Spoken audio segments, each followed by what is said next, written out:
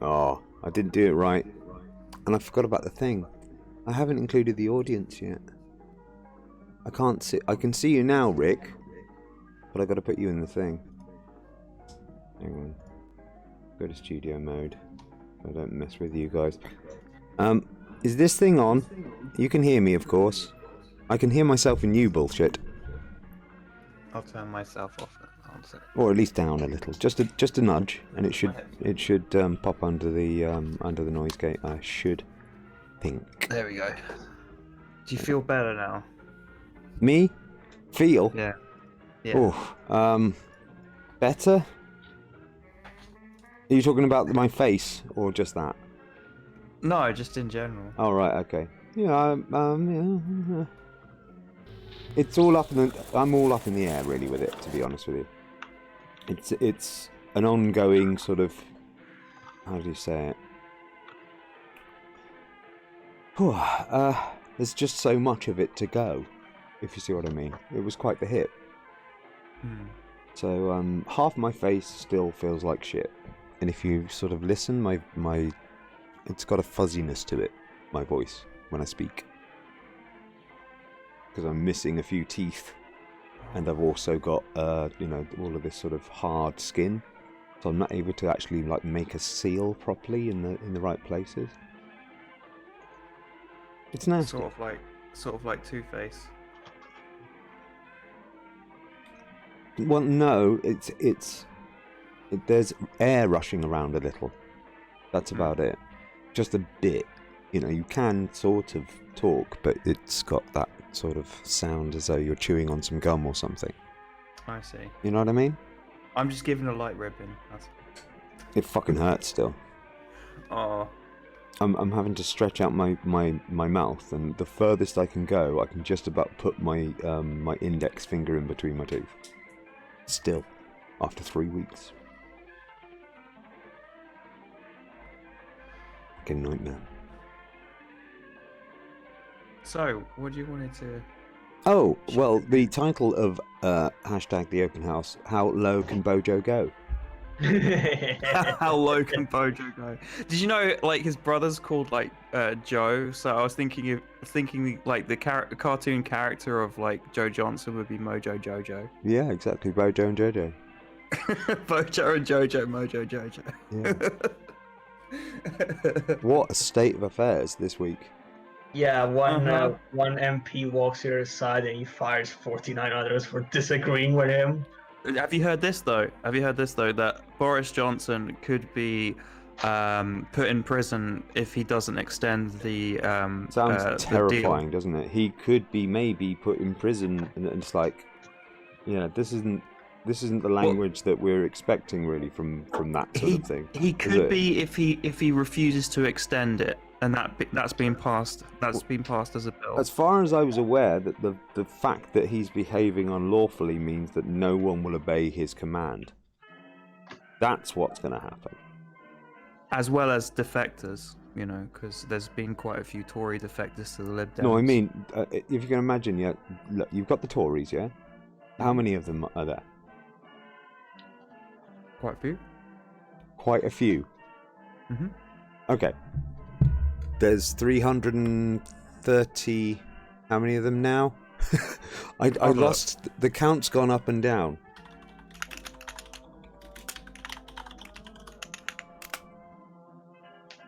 I searched Tory majority and I don't see one. Let's say that. 289 Conservative currently. So out of 350, they're at 289 now. Yeah, Labour's at 247 and... Independents 335, Scottish Nationalist Party, National Party, sorry, 35, Lib Dems 16. Does it say like a date of when this is updated? Sinn Féin 7, Independent Group for... I've got this here, mate. If you go to Parliament UK, I'm just going to... Yeah, I'm on it. I'm on it. I've seen the same thing. I'm putting that link in there. I'm seeing the same thing. It's just that I'm not seeing where they put like a date of when it's updated. Why would they need to? Well, because then you know if it's current. Well, it says current, but like... Well, I just update it. That's what the current state of the parties are. you imagine that These as a things job, happen by like, the sitting day there sometimes. Can you imagine that as a job, sitting there going, "Oh, down one party." I'm sure they've got other duties. They don't just like hire one guy to just sit there and wait, like a fucking guy, like sort of like, you know, you might as well just get him doing cricket on the sort of on the fly, just sitting there changing a number. I know they got more than that, but it'd be funny. Yeah. Just that guy just going, "Oh, they've gone up one. Oh, they've gone down one." Is that how you think government works, really? No.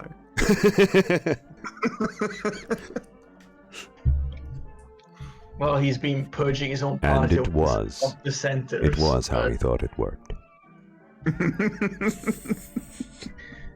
I mean, he is purging his party of the centers. So, you know, if you vote against him, you get kicked out. I had somebody say that if he breaks the law to fulfill the will of the people, he'll be in charge of this country for the next 10 years. And I went, yeah, like Hitler. Oh, fuck Because no. it's, you know, Yeah, it's it's like quite- I mean, it's quite literally easy what he did. You know. Yeah, it's quite easy to just suspend the constitution at this point. It's like, look, I hope. Well, we doesn't don't get have a you- constitution. That's the biggest problem. Yeah, you go by tradition, which is bullshit. You know, it's like, Well, it's hey, not you have a necessarily tradition. tradition. It's law It's precedent. an unwritten constitution. It's like a crossways between people just arguing in Parliament for their rights. It's just that. It's not necessarily a written constitution. And the only person I've seen calling for a written constitution is the Green Party member Caroline, what's her face? I can't remember her last name, but she was adamant that we should have a constitution to stop things like this happening, so we know what we're entitled to. Yes, you should. You know, I hear, oh, but an unwritten one is more flexible. Okay, show me your rights on it. Well, I have to find a piece of paper that says that, and they're not even numbered. It's like, well, how exactly has your country managed to do this so far? It's like I said, it's like trying to get, it's like getting an IKEA, you know, furniture Because we're set still- that is. It's because we're still tied to the monarchy and we're not allowed one. We have to Okay, ask nicely. Okay, monarchies with written constitutions. The Norwegians, the Swedish, the Dutch, the Fair Belgians, enough. Fair enough. the Spanish, the Japanese. Yes, Hey, but you're they're not labouring a the British point. monarchy. No, okay, I don't give a fuck. We're different. We're always Yeah. fucking different. Yeah, we've We always have had to to- stand out. Like historically, all the time they had to prove something. And By Luca, being you mad. should understand this, you know, because you know why. What's Because that? fuck you, that's why. It's like, yeah. It's like, you know, the British are like the sort of guy who would just jump off a cliff just to spite someone. It's like, what the fuck are you doing? I'm Says trying the to Roman. be different here.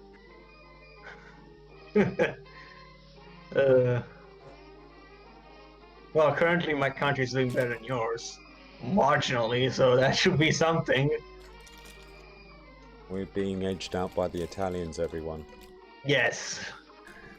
Jesus fucking Christ. Get your shit together. Burn this fucking mentality This of is the Dunkirk worst and Mario Kart game we've ever played. everything. God damn it. Okay, here's what you need to do to stop this madness, to destroy the Dunkirk spirit. Just It's me, Mario. I love corruption. You're being beaten by Italy. This is actually, when I tell this to my friends, that they actually don't believe it. It's like, oh come on, it can't be that bad. And then I explain them to the situation. I explain the situations to them, and they go, oh shit, we might actually get a refugee crisis if they collapse. I'm thinking about marrying Magda and moving to Poland. Oh, you can do that. You sure you want to go to Poland of all places, though? Well, no, just to become a Polish citizen. And then Yeah, there's just a lot of far right around there. and then That's I'm a all. European. Everyone loves the Brits. I mean, if I could live anywhere in Europe, it would either be like, out of the three, it would be like France, Germany, or Sweden. Probably Germany more so, or France. I'm not too sure. They're both nice places, but not Spain. Spain's too hot. We must But- have our European heritage. Have you seen? Have you seen those right wingers commenting on Brexit and like European culture, like Yes, from America? America are talking to us about culture. Yeah, no. Mickey. The thing is that calling European culture is like European culture is like a monolith. Like we're all the same. It's like, excuse me. Every I'm country Italian. has its own culture. It's just even odd. within the country. Go to Scotland and tell them they're English. Yeah. You get like if you don't get beaten up. Like in Italy, I could think like Napoli. Napoli has like different. No, it's not just that. We have the Italians and we have a Greek minority down in the We have south. the Venetians as Albania. well. Yeah, an Albanian minority down in the south, and we have a German minority on the border with Austria. So we have Germans up here. Then you got the Sicilians and all that. Oh yeah, well again, we used to be like Those silly Sicilians. Yeah, I mean, we've been a country for about 200 years. We're not a very old country. Like, we still have in France as well. rivalry. There's a difference in politeness between Northern French and Southern French. Southern French are much nicer than the Northern ones. Well, because the northern ones have to deal with you, so it's like yeah, they have to deal with you guys. It's like I would be fucking angry if I have to deal with like a British person. It's like, oh god, this condescending fuck. Well, that's not really very fair, because the only ones they'd have to deal with are basically pensioners. So if they invaded right now, it would be hilarious, because just like people are just like running through. Everybody, don't move, and the most they get out of anyone is how rude. But yeah, main message though: down with the monarchy. They're a waste of. They're the biggest like tax sponges ever. Hello. Hey, Habib. So, Hey. Bit tipsy. Perfect. I'm just going to go and smack this, and then we'll be just right for each other. 1 second. Sure. I'm deciding whether I should have a bit of THC on stream or not. I would kill for some THC right now. You've had a tough day. It's been a roller coaster of a day. Interesting. No, but I invited my housemates for a cookout, and I made a nice little feast. And everybody brought some booze, and everybody wanted to try my. Like, here's the thing: I invited 3 people, and then because we live in a rather large villa, and I ended up with like 6 people eating my chicken. It's weird. Like I'm not used to this, where people go like, "Oh, this is so nice. I have to knock on that guy's door. Hey, come try this guy's chicken." And I'm like, I just invited 3 people. What's wrong with you guys? Just chicken. They're getting used to your foodie prowess. Yeah. I mean, it's flattering in a way, even though I kind of hated it when I brought it out of the oven, because I grilled it in one of those grilling bags, the plastic bags where it keeps like all the moisture in. Oh yeah. And I slow cooked it for like 3 hours. After that, I took it out of the bag, took all the juices, and like cooked some rice in it. Meanwhile, I put it back in the oven after smearing some like melted butter with saffron on it, and left it there to get this crispy sort of like layer. I'm putting my food on right now. and no. Let me tell you, like, I overcooked it on that last step, so part of the skin burnt out. It just looked black and charred, and I was like, no, God, this is shit. And I was just complaining about it the whole time, and they were like, no, this is actually pretty good. And I'm like, no, it's kind of shit, man. Habib, now I feel like such a loser for having pizza tonight. Reminds me when I go to like Waitrose sometimes, and they have like a cook in the bag option for your fish, and they put like loads of like thyme and lemon in it as part of the service. It's quite cool, but it's expensive to shop at Waitrose. By the way, Robin, I put in the side chat from the Thinkery, Sargon's channel. He says Brexit hangs by a thread, and in the description, Parliament has betrayed the country to Europe. Boris knows he's a minority government, we're in trouble. The Parliament hasn't betrayed anyone, Sargon. They're just following the law. Well, I'm sure he's very upset with the Lords for Okay, for confirming it, of course. You know, traitors that- to the country that they are. That's how it looked, by the way. So you know, like you see those charred edges. I'm just like, no, this looks shit, man. I didn't like it. Let's have a look. What were you doing, I'm just sir? trying to open up. He's put a link to his food, and he thinks there's charred edges around it. And I'm I mean, yeah, there are some, but it's not the worst I've seen. Well, can everybody? Can you show me the picture? Because otherwise, the audience doesn't know what's going It's on. in Here. the side chat. It's in the Is side that like- chat. I posted Is a that link. like a tagine or something? No, it's just regular What, roasted in chicken. the chat for the audience, or No, you can share it with the chat because it's in the side chat. oh, I posted a link. God. You're allowed to post links, goddamn you! Oh, I am. All right, fine. I can't see the burn marks that much. I mean, it's kind of burned, but yeah, it's just the skin that is burnt. But I hate it. Okay, It's probably got crispy edges and it's making me salivate. you people are unbelievable. I need to get some food. Whoa, Maggie. There, I just posted the link in the side chat for anyone to look, and look at my failure because, yeah, I could have done better. I have done better actually, Fine. done way better. You It's could have edible. just asked me. It is edible. You'll be fine. I was confidently leaning on this.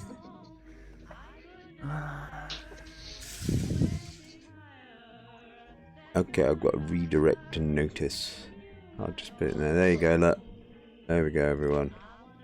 That's what he's on about. Yeah, it looks burnt. Okay. I can't see it very well. I'm looking at it. I can't see what the burn is.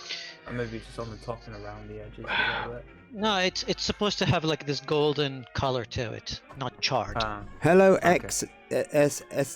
Essex 222. Yo, yourself, mate. You're at the pub with Sharrett, are you?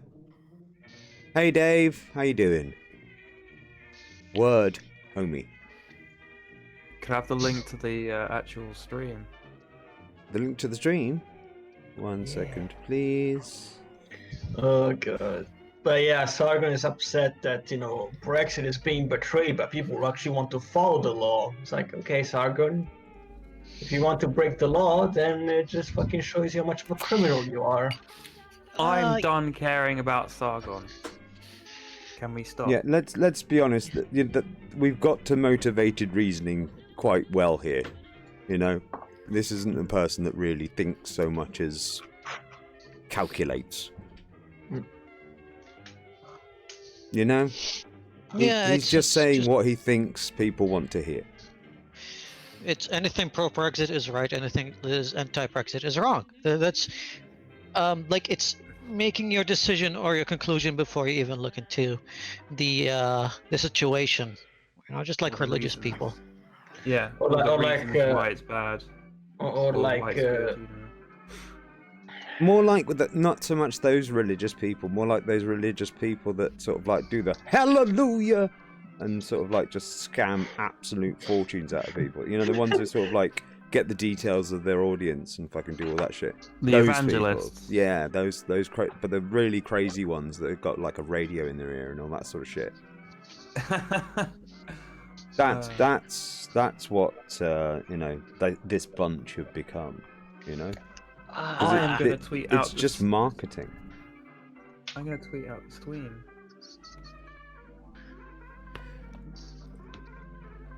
Hey, so folks, how are you? Good evening.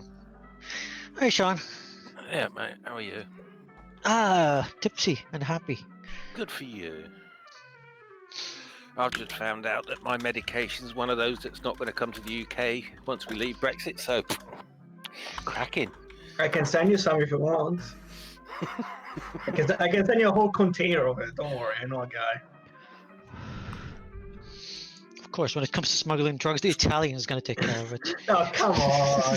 Can you smuggle it in a bath of Chianti or something? You know, quite. Yeah, like okay, Chianti. okay. I'll get you a container of medication, and the other one is gonna be full of wine. All right, it's gonna cost you a bit more, but hey. Yeah, he's gonna deliver some wine, some olive oil, and drugs. Hey, come on. I That's can't. not- I can't believe that someone in your chat's at Witherspoons. That's traitorous.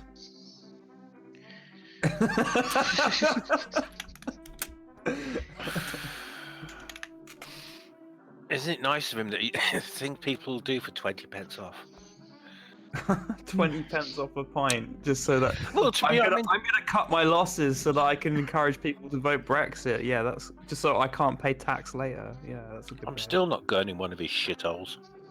And I know you're listening, Tim, because you do. I've never, well, the only time I went to a Witherspoons was because it was below my college.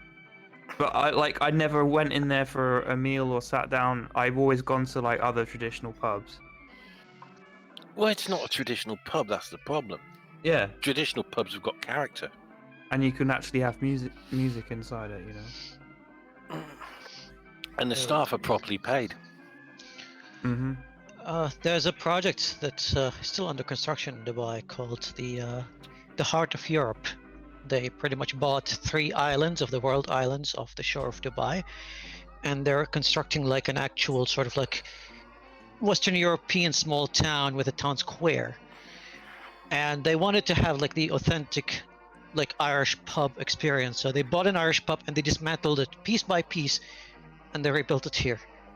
Even that's clever, actually. It's like, screw, we can't, but let's just buy something and bring it here. I don't blame them. It's actually pretty clever. It's like, whatever. Well, if they drop a bomb on one of the islands, they can call it the UK after Brexit, can't they? No. They just build a slum over that one and stick all the poor people there. Did they build checkpoints around it as well? Now, one of the funny things that they're attempting to do, like the project is still way off from, like it was supposed to open 2017. I don't think it's going to open till like 2022. They're trying to have artificial snow. So in the winter, it'll snow there somehow. And it turned out to be way more expensive than they thought. Like, why are they doing this? They already have a ski resort in Dubai. No, they want snow in the town square in some island in Dubai during the winter. Yeah, Dubai is the guy who wins the lottery and then doesn't know what the hell, just blows money on stupid shit. I was thinking about Boris earlier. Sorry to bring that up. And Bojo. So, the sweet irony of him, you know, he wanted to be Churchill and now he's turned to Stalin. Didn't he sack the grandson? Yeah, that's part of the big irony. He got rid of Churchill's grandson, who actually some of the comebacks from that day. I don't know if people watched Parliament UK. It was I can't remember his exact phrase, but basically he turned around and said, "It's ironic that I've been sacked for following his example in all the other pro-European votes, because Boris and Rees-Mogg and all the rest of them consistently voted for, against, and just couldn't make their minds up on any of Theresa May's deal or any deal. He does it once and gets booted." Did you guys see that boomer meme from the Conservatives with Jeremy Corbyn dressed in a chicken outfit? They're getting sued. Yeah.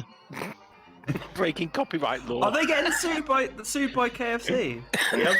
No, the bloke who originally took the photograph. Oh, okay, that makes He's sense. after them. Awesome. Oh, I love this. KFC printed with KFC, not JFC. Mm. I'm looking at the situation and going, the Brexiteers officially becoming, totalitarian fuckwits because they just want this thing really, really badly, and they don't care if they then are shoved in a concentration camp or batting an eyelid. I was thinking about, there's the 21 MPs who have lost the Tory whip and will not be representatives in the next election. I was thinking that what Boris will do is post all the empty seats or the empty candidacies will be replaced by Brexit MPs or Brexit people. And I reckon one of them would be Farage. Okay. And even funnier, he'll still lose.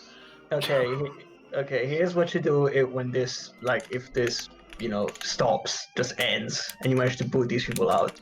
Brexit Party, terrorist organization, all in jail. Period. Enough is enough. And basically, make talking about leaving the EU treasonous. You actually go to jail for talking about leaving the EU. And if you tell them, and if they say, "Oh, isn't this a bit much?" It's like, dude, you guys were waiting to fucking shut down Parliament and revoke all the laws to get what you wanted. And you got the Queen involved to do it. It's just a bit. Yeah, it's like he ran to Mum.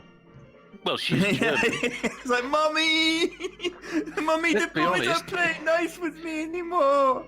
She is German, for God's sake. Only the bad bit. I just find it really freaking ironic. The same people are saying, "Oh, this is totally what we want, and this is totally how we should get our Brexit through," are not opposing the democratic will of the people.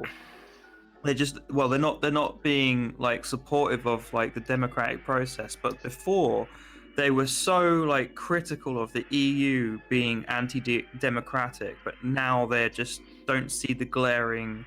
Well, the big glaring hypocrisy really is that they've called 3 general elections at this point, 2, something around that sort of end, and these are the same people that were saying you can't have another referendum. We're gonna have 3 elections, but it would just be silly for referendum. that. But yeah, the moment we think we might have a chance to win this, we're gonna call it. It's fucked up. And what I find funny is that Dominic Cummings actually admitted that if it wasn't for the 350 million to the NHS, they would have lost. And the NHS ain't getting any of that money. Sorry, that's going straight into Rees-Mogg's pockets. Tax cuts. Well, I mean, even worse, Dominic Cummings is in contempt of Parliament because he refused to attend a summons was it the Parliamentary Standards Committee? It was when they were investigating the dodgy election or dodgy referendum result. He's gone from being contempt to being in number 10. That's just it beggars belief. Well, it's nice to know that the UK rewards criminals with positions and power. Yeah, we're following the Italian tradition. I like what Abigail says in the chat. She says, if I was Corbyn, I'd have a framed copy of that chicken picture hanging on my living room wall. But I want to go one step further. I want Corbyn to go in the chicken suit into the House of Commons and just be like, "Hey!" just living it up with the chicken suit. I mean, I think he should do that because then he would show that he's not offended by it at all and just off his back. A bit like how who's that guy? That famous kid who plays guitar took the piss out of Noel Gallagher. I can't remember his name. Come to me in a minute. I don't know. There's a dress code for the House of Commons. I'm not certain if wearing it. There is. You can't wear jeans and shit. You couldn't go in there without looking a certain way, being presentable because you represent your people, so you have to look presentable. How is Boris's haircut allowed then? That's it looks like he just woke up in the morning and went, "Fuck it, I'm gonna go to work like this." It can't be worth the comb. I love that. Well, it's wait, you're allowing his haircut, but I can't come in jeans. It's just the way it is, mate. I mean, I can't really discriminate against somebody's hair, can you? I mean, apparently so. I mean, they do allow Rees-Mogg to just lounge on the front bench, so That was. I mean, I'll be fair to him in some respects. When he was a backbench MP, when watching the Parliament TV, he was quite often sat up in, if you look from Speaker's chair, up in the far right corner, he would quite often be lounged in that same position. But I mean, it was disgraceful. You know, it's just, it's another of those things that they've just, Yeah, they just allowed us. they've just made themselves look really, really, really stupid. I mean, don't forget, I mean, the memes were fantastic. Yeah, I mean, and all of this is like, what the hell is he doing? Is he sleeping on the job? Well, they tried to make out that sometimes it's a bit difficult to hear things in the chamber. So what you do is he was possibly leaning against one of the speakers so he could hear better. Was he? That's not leaning. That's literally lying on your side. Leaning is slightly moving your upper body a bit. Oh, he wasn't. And if you have problem hearing, just ask the speaker. Could you move a bit closer? I can't hear you very well, sir. Done. It's. Oh God, have you seen this? What? Let me just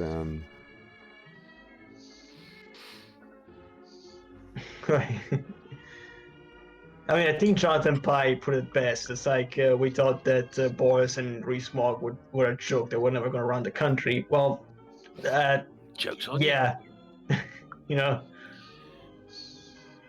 well, they're not running the country, really. No, I They're must sort of- admit, he couldn't have. Well, if they keep purging the party, they're not going to run the country. this man couldn't run a bath, it seems. This is not running a country. It's like, you know, Frog out of fucking, what is it? You know, what was that? Isn't it Watership Down or something? I can't remember the name of it. Some old sort of thing that you got the frog and it's Toad, isn't it? And you've got that little mouse character and all that sort of thing. I can't remember the book. Was that not Tales of the Riverbank? Wind in the Willows. No. I think it was Tales of the Riverbank. It was Hammy Hamster. Is there something like that? It's like this toad who just like drove his car around the things way too fast. No, that's Wind in the Willows. Is that Wind in the Willows? Okay. Yeah. With Moley and Ratty. Yeah. And just Badger. basically just crash this thing out all the fucking time. That's all he does. He's like a wrecking ball. That's his job. Well, of course, Toad is He's just tearing everything apart. Mr. Brexit, isn't Yeah. he? Yeah, because they go off on a camping holiday in a gypsy caravan, and they get overtaken by the racing car, and Toad just goes, "Wow." Do they Miley Cyrus it? But yeah, I mean, the fact that Farage isn't being brought to justice is just disgusting. It's just, for fuck's sake, just throw him in jail. Oh, but the rules, look, your current government is not even following the rules. At this point, throw the fucking rule book out, storm the fucking place, drag them out, and stick them in a jail cell. Done. Every answer ever had by Luca is put them in the guillotine. Well, it's not so much that; it's the amount of time it's taken to get there. That's the important thing to remember. Because he keeps holding back, and I think it's personal growth. I mean, Well isn't done, Luke. Farage still getting done for dodgy practices in the European Parliament over his expenses? That was ages ago. Yeah, but he's still. Yeah, he was originally charged ages ago. But the inquiry's still ongoing, as far as I'm aware.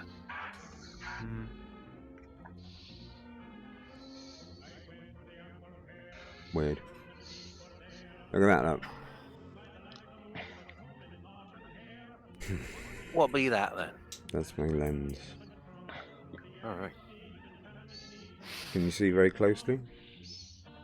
If I can do that. I can, can't I?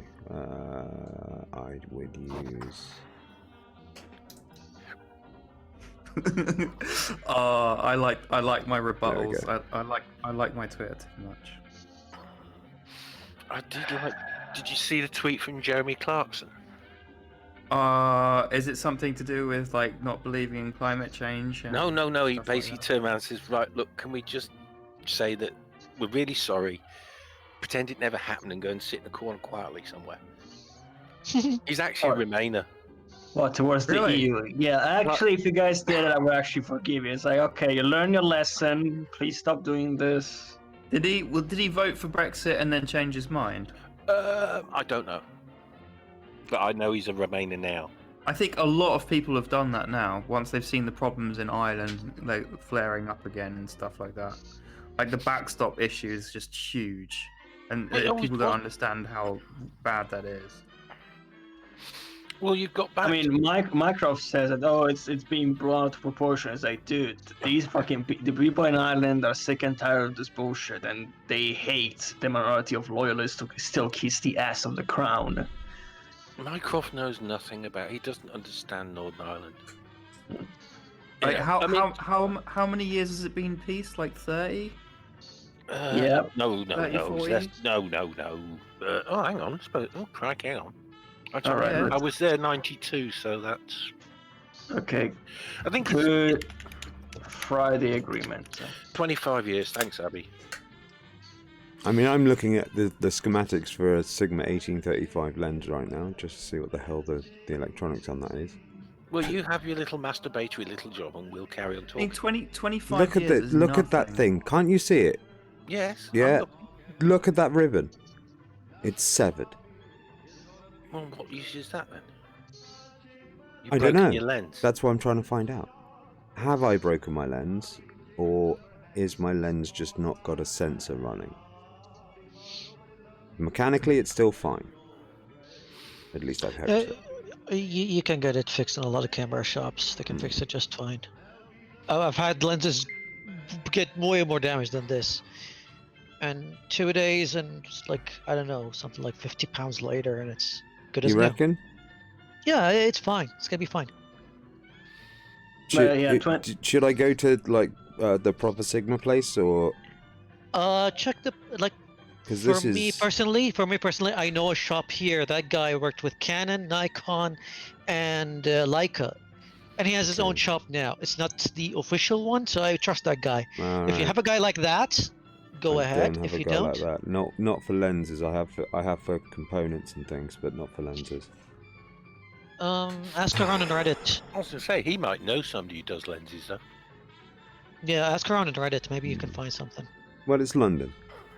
Yeah, I think another person that doesn't know anything about what's going on is obviously Giovanna, because she sits there thinking that Brexit is the best thing ever. Yeah, I think a lot of Americans like the idea of the United Kingdom being on its knees, Well, didn't you see what and they Mike just Pence, don't give a shit, you know. You know, Pence visit popped over last week and made a speech where he basically says the moment the UK's out, the US will be in, which was quite scary, really. Well, it's not just that. It's that Giovanna is basically parroting the same points that the Brexiteers are. Oh, not really suspension, but they're proroguing Parliament for longer. This is all normal. This is all normal. This is routine and everything else. And she sits there just because the EU has bureaucracy, the fiends, they're a fascist empire. And of course, a big block of writing, because obviously everything is a lecture to her. And then she compares. When was the last And then she says that Liechtenstein can survive without the EU. Liechtenstein, a fucking country that has no army because it's being protected by other people, and it's a tax haven. Yeah, that's obviously the best example. I just wanted to ask, when was the last time we had we did a proroguing? Have we ever needed to do that before? I think the last big one was 1992, where it was John Major. What happened there? Because I was a bit young. I didn't. I think it was cash for it was either cash for questions or expenses scandal. Cash for questions. I love that. To be fair to Major, he prorogued Parliament and then held an election. He didn't just basically prorogue Parliament so there could be no discussion about any This was the treaties or... Hamilton scandal, wasn't it? Ah, the Hamiltons, remember them well. God, they Yeah, they're still going with the UKIP party. What happened to them again? it- I remember the Hamiltons, and then I remember this bit where they were basically- fucking like walking along, and people were picturing them for some reason or another. And they were all holding their hands together and being so brave. And it's like, what do you mean? He took a backhander from Mohammed Fayed, the guy who used to own Harrods. Yeah, that guy. I remember him. He was taking cash for questions. Wasn't his son? Wasn't he going out with Diana? Yes, they died in the yeah. same car crash in that tunnel. Yeah. Dodie and Dardy, he's dead. Or something. But yeah, but yeah, when I poked hole in Giovanna's big thinking, she said, "Go back to your IMF masters." It's like I'm this glad woman is. you ended that sentence on thinking. Yeah, well, she's basically a freaking armchair revolutionary who just wants a revolution, but from her couch is like, actually go and fight a revolution, women. Stop sitting there prostrating socialism from your couch. Jesus Christ, Lenin did more than you. I think there's a difference between Leninism and just general socialism. So. No, I'm just saying that at least Lenin was willing to fucking go in there and shoot people. This woman just sits on her couch in America going, "You should revolt against the evil EU because your bureaucracy." Is like, okay, do you know how armed insurrection usually leads to a lot of dead people?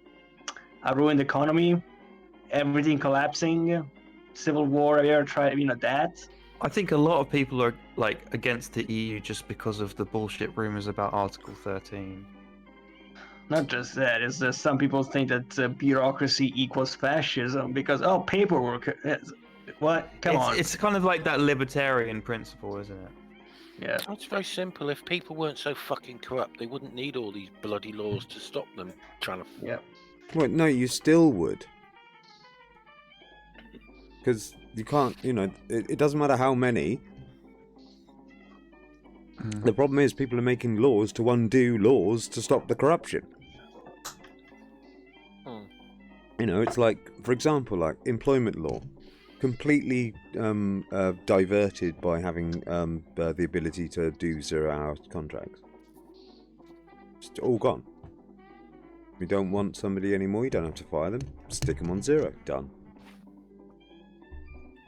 No obligation to them at all. Brilliant. And of course it means that's why Britain has got such low unemployment. Everyone's got a job, they've just got no work. Or everyone's got a job and they just not getting paid enough. That's the usual thing that conservatives do. They supply jobs that everyone can do with 0-hour contracts and then just never pay people enough to live on them. So they can say they've covered the bases of like increasing work employment. Got to get They those haven't numbers done down. anything for the Yeah. living standards. They haven't done anything for living standards, which is the problem. Yeah. So we've got full employment and a shit economy. How did that work? We're done 'Cause no so one's got any money well. to We're spend. fucked. No one's got any Everybody's money to skin, spend. yeah. Everybody laughing at us right now. And the fact that there are people there that think that once the UK is out of the EU, it can magically become better because of modern monetary theory. And I'm like thinking, dude, that's what? Well, at least you won't have idiots like Farage being a twat and just ruining it. Someone's saying universal basic income. What do you think? Wouldn't work because different countries have different standards of living. Well, I don't think I living mean costs. universal as in like different countries, but like inside the country that you're in. Most countries do. I mean, No, I don't think UBI is as effective as most people think. It might work in like little county levels, but not in larger scales. I think it's a symptom of a problem. Yeah, that's the thing, and even with the Yang Gang, and Andrew Yang is trying to sort of replace the safety net and the social programs with the UBI. and it might work for some states. Some states it might not, because even when it comes to things like, and I might be talking out of my ass, but I think when it comes to stuff like food stamps, they don't carry the same value in different states. So there's some states you might get $400, some other states you might get like $200, and it's more than enough to feed an entire family. Yeah. That guy with the $400 might just be living alone and hardly getting by with $400, and that's just food stamps. So I mean, he's done the math, and as much as on paper it works, but in reality it's not as as this big dream that it's going to bring equality to all. No, it's not, because that $1,000 is going to make someone cover all their expenses, and another person might hardly even scrape by, and might actually suffer because of their loss of some social programs.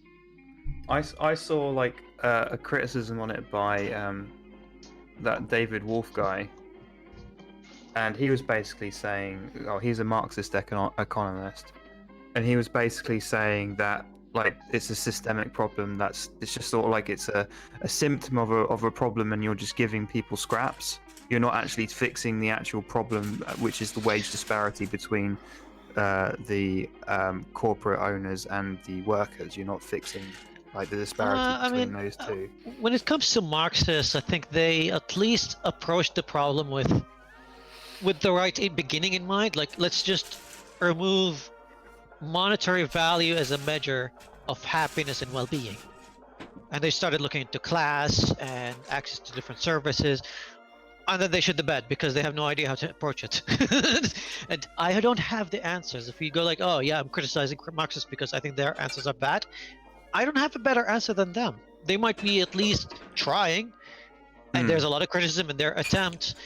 But you go on the other kind of end, and you have I always call them capitalist fetishists, because I identify as a capitalist. I like being in a capitalist country where I like money. I like merchant. Like I like I like to buy my iPhones and my Samsung phones and my Nintendos. I like these kind of merchandise, and like not corporatism, like consumerism. Like I'm part of that culture. I'm not just gonna shy away from it. However, I can also go like, but capitalism is not the answer for everything, and it kind of fucks a lot of people up, even though I like it. And that's why I have a lot of capitalists calling me a socialist, and I don't like this rhetoric of like, oh, some people called me names, so I might be right. No, I'm not like that, but it's a thing that I see with capitalists, that they cannot understand or even engage with any criticism of capitalism. They just call you a socialist or a communist and shut that conversation down.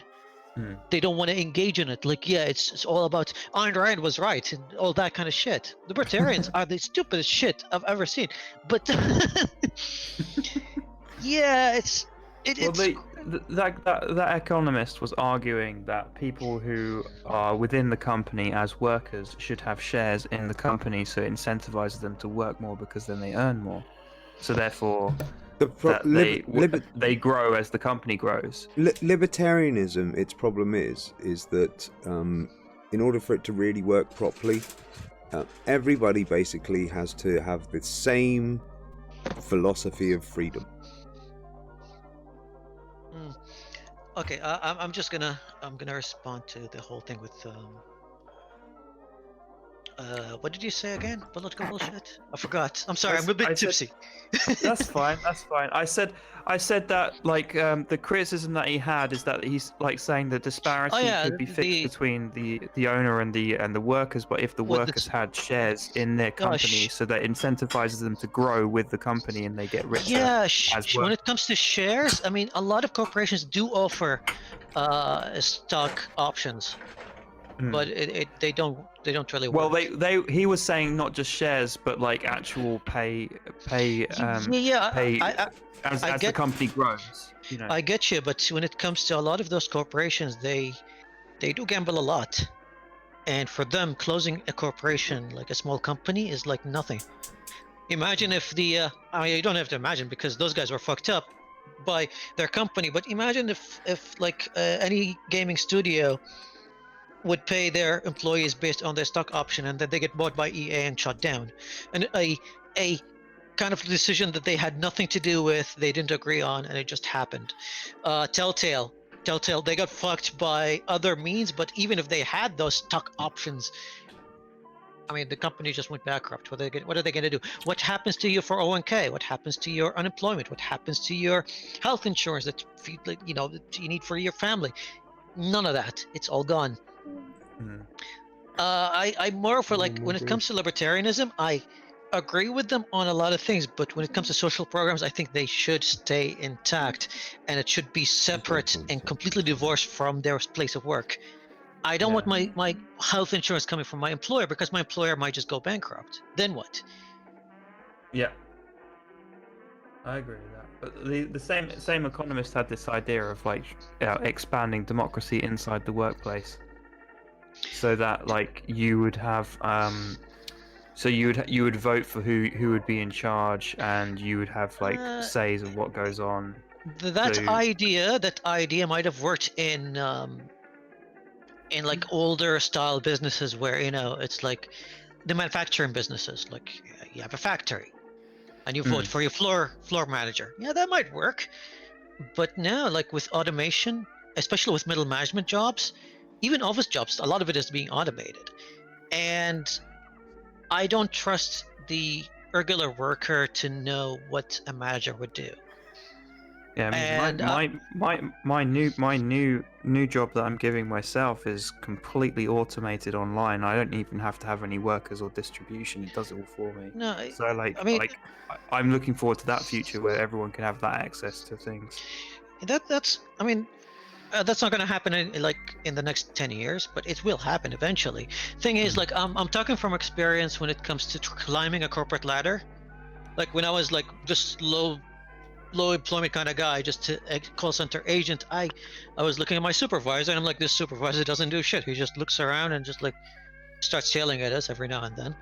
Then I got that supervisor job, and I was like, holy shit, there's a lot of like, it's a whole different skill set that you have to learn to be able to manage people, and I don't trust anyone who's just in an entry job to understand that. And democracy, as much as I love it, but you've seen what people tend to elect every now and then. I don't want that in the workplace. Yeah, but like you probably put some stipulations to that democracy inside the workplace, like they have to be qualified, and they have to be like, they have to get on well with the people inside the workforce and stuff like that. When it comes to democracy, like there is a democracy, but it's not the workers, it's the shareholders. The shareholders get to elect who sits in the board. They are the only ones that can fire the CEO if he does a poor job. And that's the thing, like a corporation is answerable only to their investors, because their investors can fire their board. And I think that board needs or the shareholder meeting should have a representative of all the unions that are involved in that corporations, a union that represents call center agents, a union that represents fast food employees. Those kind of unions need to be involved in those, and I think that would be a much better approach than having the workers just elect who their manager is.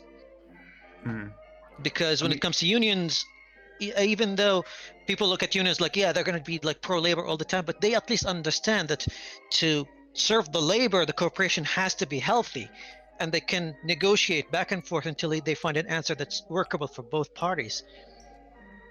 A person himself, like, they would be just selfish. They'll be selfish about it. They'll be like, I'm gonna elect this guy who says I'm gonna be working just 4 hours a week and I'll get my full pay. Oh, but the corporation's gonna lose money. I don't care, but I'm gonna work much less and get the same pay. That's awesome. See, that doesn't work. I know it's an extreme kind of example, but the way that guy put it was that, the harder the people work, the more they will earn. Rather than it being stagnant. Like, the more the business increases, the more the people get paid. So there would be a percentage based income. Yeah, I think even when it comes to the unions, they should be able to elect who's in charge of their union, because when you apply for a job as working in a union, then you have a complete different skill set where you understand the economy, you understand finance, you understand like labor laws. Those skills, I don't expect someone who's just entering the workforce, or even like a veteran in the workforce, to have, because They're just there to work. They're not there to manage. It's a completely different skill set. And yeah, I love the idea of democracy, but in some instances, like, you need the people who get to vote to understand what they're voting on. Yeah, I mean, democracy only works as far as the populace is informed, right? Yeah. So, and that's what's happened with Brexit, because people didn't know what the fuck was going on. And we're in this situation of like, oh my god, we're in a shitstorm. So, but yeah, I'm just entertaining that idea because I think it's cool. Like, it's kind of new and kind of interesting. Hello. A wild Grimasaur appears. Quick. Dr. Grimm is in town. Use interesting conversation. It was super effective. How you doing, Grimace? I'm alright. How are you doing? How's everybody? Been a while. Oh, all good. Good. I've had a great time this month. Have you? yeah, you have. I'll be right back. I need to put my food on. Sure. Oh, my belly hurts. I had a bit of a run-in with my wisdom teeth, and now You had a bit of toothache and you played on it. Get over it. and now I'm missing 3 teeth, and I can't open my jaw more than getting my index finger through my teeth. And this is the 3rd week. Lots of soup then. Oh no, you can eat, if you cut a sausage longitudinally, you can eat sausages. Yeah, I'm like coin operated, basically. Hey Soup Graham. and pepperonis. Hello. So, quick, what's going on that my country's sounding marginally better than yours? Who knows? I'm looking at this going, this is not how the world is supposed to be. The Italians are supposed to be the shitty ones. Shrinking by agreed that- 5% was the estimates, wasn't it? Shrinking by 5%. Something around that sort of that's thing. like the most optimistic end. That's the optimistic bit, is it? Yeah, that's Mark Carney being reassuring. Sup? Yeah. Subdiddly. So it's going to be freefall then. Well, yeah, I mean the upper end of the estimate's something like 12%, but put it in some kind of bearing, I guess. The 5% drop in the economy is twice as bad as the Great Recession. I mean, what annoys me is the fact that there has been evidence that Rees-Mogg and all these other people that back Brexit are moving their stuff over to the EU, and nobody bats an eyelid at that. It's like, that might be saying something, but no, Dunkirk spirit, we survived the bliss and shit like that. It's like, okay, fine, you want to go back to rationing? That's your problem. Just don't come to beg food to the EU because we're not sending any. Well, I was. The Americans will help us. Yeah, I remember that somebody tweeted or Facebooked something, and it was just kind of going. Imagine during the Blitz, it would have been really, really uncomfortable over there if, like, basically, 50% of those people under there are sitting next to the other 50% that didn't vote for it. Yeah. I mean, people keep on bringing up Dunkirk and the Blitz. It's like, okay, no, it's not just that. It's the fact that who voted for Dunkirk? Who voted for the Blitz? Did Churchill just go to? That's my Hitler joke now. and say, You're just running with it. It's not working. Yeah, that actually would have been funny if, like, they had a referendum. Do you want London to be bombed? Yes. And they just goes to Hitler. Could you please bomb our country? We just got a referendum. You just see Hitler going, what the fuck is wrong with these people? I was like, oh, please bomb us. It's like, what? Oh, we just had a referendum on it. And... Okay. I love it, really. The thing is, it's that some people I think thought they were fighting the Germans. In the Second World War, not the Nazis, Yeah. So it's like they'll buddy up with Nazis to fight the Germans again, I mean, to this day, they're Any pretty little sure helps.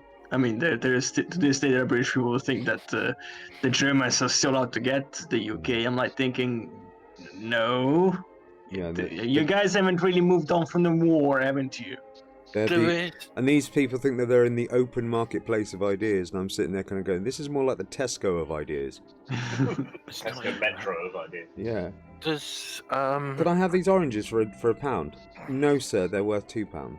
No, well, but I'd like to haggle. Security. There's one of the Tory MPs who name eludes me, who every time he brings up the EU, within 30 seconds he will bring up the fact that his grandfather was shot by the Germans during World War II, and that's why he hates the idea of Europe. Then he goes on about European subjugation. Normally, it's just killed by Europeans. He's just them on that big land over there. Excuse me. It's just all so utterly. This is what happens when you don't get invaded for so long. Why do you sound so terrible, by the way, Grim? Do I sound terrible? Yeah, you sound so far away. Yeah. Let me... I know you don't sound like that normally. Usually I have nice, brisk tones. Well, let's see. I mean, you know what? I bet that if the UK was invaded and the SS had gone in, I don't think people would behave like this, because like, hey, we had mass graves over here. Fuck off. You don't get to, compare the EU to Nazi Germany. They haven't killed us in that gruesome way. How's this? Oh, much better. Baby. Ooh, I've just got a semi. Excellent. Sprouting a semi. Stop it. I'm sorry, I have that effect on some people. You're right in my noggin. But yeah, Grim, whenever I hear about this World War II stuff from the UK, it's like, you guys keep trumping that out. Move the fuck on. Oh wait, after World War II, you people have basically become insignificant. The thing is, a lot of the actual World War II veterans, at least the ones who are left, are pretty pro-Europe.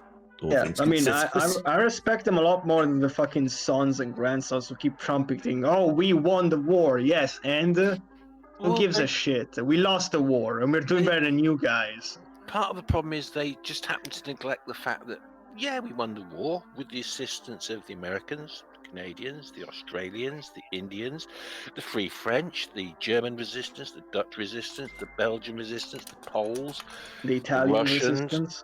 The Italians surrendered, so Iron Joe with them. Have I missed anybody? I said the Russians, didn't I? Iron Joe and the Soviets. Yeah, the Russians. Yeah, you know what? The Soviets did far more than you guys. Far more. It's just embarrassing.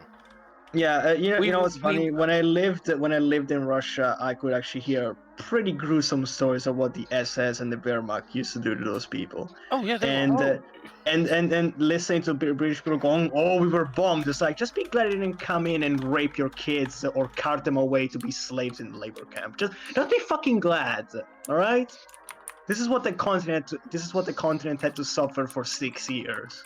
Whilst you guys were cowering behind your channel going, we shall never surrender. Yeah, okay, build a bridge so let's see you fight directly with the Wehrmacht. I'll rephrase that. They weren't cowering. I mean, basically, because we were protected by the channel, we became basically the jumping off point and like the rallying point for the Italians, the Free French, the Poles, the Dutch, the Belgians. Yeah. Funny enough, I think they were called allies. That's the word. It was allies. That's who won the war. The allies. And let's be fair, if it hadn't been for the Americans shunting over tons of stuff, what was it, the least lone fleet, we'd have been screwed. Russia would have been screwed if it hadn't been for the North Atlantic convoy routes. Or the Arctic convoy routes, sorry. I mean, this bizarre thing that Britain did this, yay! No, it's not just that. It's just that Britain did it all on its own. It's like, let's try doing it again this time. You don't have India, you don't have Canada, you don't have America's support, you don't have Russian support. Let's see how long you guys last. We don't even have to fire a shot. We just have to blockade food from coming in. And I was like, hey, you're gonna surrender? Yes. Good. So it's just this delusion. I mean, look, getting bombed is obviously bad, but it's like you guys built it up too much. It's still being built up too much. It's the irony of the whole thing, though, really, isn't it? I mean, the EU was partially a reaction to World War II, just like the United Nations was. Mm-hmm. And yet they want to paint it like it's some kind of fascist. Like some fascist. Like, okay, if it was a fascist regime, Nigel Farage, he'd be back in your country in a body bag, chopped up. Maybe chopped up. Like, literally, not even a body bag, a trash bag. It's like, we don't want this shit anymore. Stop sending it to us. Yeah. Same for Salvini, same for Le Pen, same for Wilders. Like, all these dissenting voices, dead. Just, gone. I mean, you might as well be hung for a sheep as a lamb. If they're going to call you a fascist regime, you might as well act like one. Yeah, because that's what happens. Mm. If you just keep calling me a Nazi, I'm just going to have to get more Nazi. Oh shit! Oh The god! anti-Brexit protest. gospel according to Carl. Of being assholes. Yeah, it's. Well, no, not anti-Brexit. The people who are the police are trying to stop the anti-Brexiters from being harassed by the far righters. Oh, there's. Yeah, that was today, wasn't it? Yeah, there's disgraceful. a bloke in a Lonsdale t-shirt complaining that he's been arrested. They're trying to take away my. It's a crime for being British. It's a crime for being British. No, it's a crime for throwing a rock at somebody else. And then someone said to him, "No, it's just a crime for being you." And then he started going. And then he started shouting like xenophobic slurs whilst he was getting handcuffed. It was just so fucking. Because that'll convince people you're not racist, won't it? Well, one of the bizarre ironies is that he was wearing a Lonsdale t-shirt, and Lonsdale is a company that actually puts money towards anti-fascist causes. Yeah. Just a minor point. This must be some of that far right irony I've heard so much about. I wonder. Well, okay, if the UK isn't going to pay, what it owes to the EU, then what's going to happen? I don't know. Well, bailiffs. Yeah, what would the UK do if another country owed them money when you guys had the empire and they wouldn't pay back? What we did I can tell you what we did to Zanzibar. They declared independence. Our fleet sailed in, shelled them for half an hour. They surrendered. We gave them a bill for the shells. That's what we did. Well, I mean, it's just. I mean, imagine if some other country did that now. I think the UK will be the first one to scream bloody murder. It's like, how dare you? It's like, guys, have you never looked at your history, just once, ever? Crikey, we had a bloke earlier this week saying that Robert Mugabe wasn't all bad.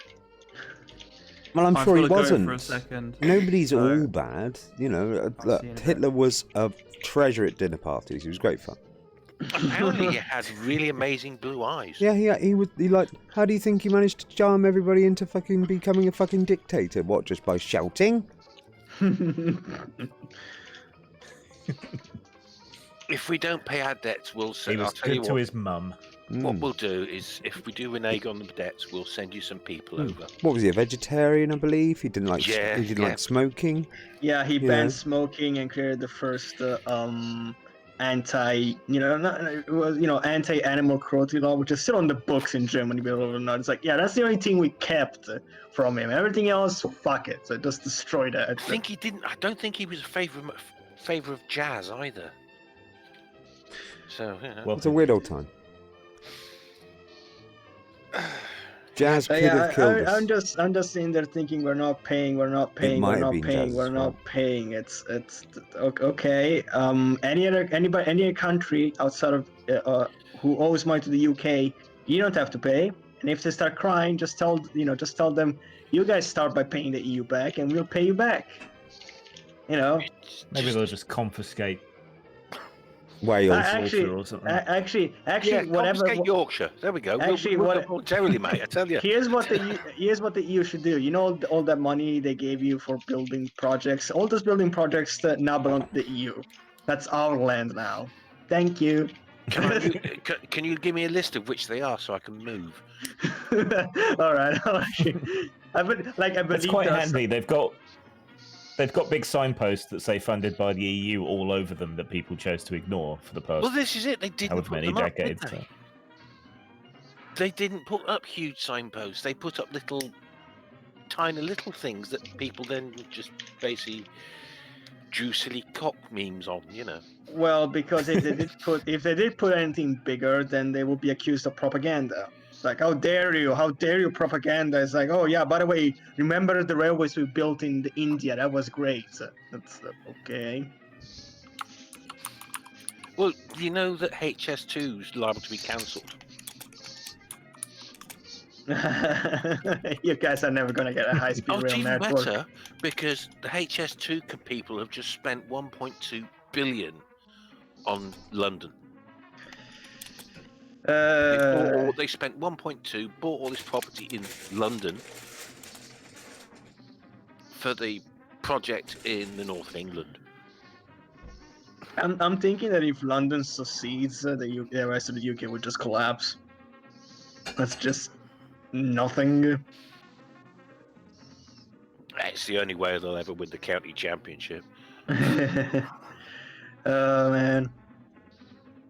Seriously though, it's like I really would petition the EU to just, hey, if they don't pay you back, just basically say, okay, all those EU projects are still ours. That's still EU land.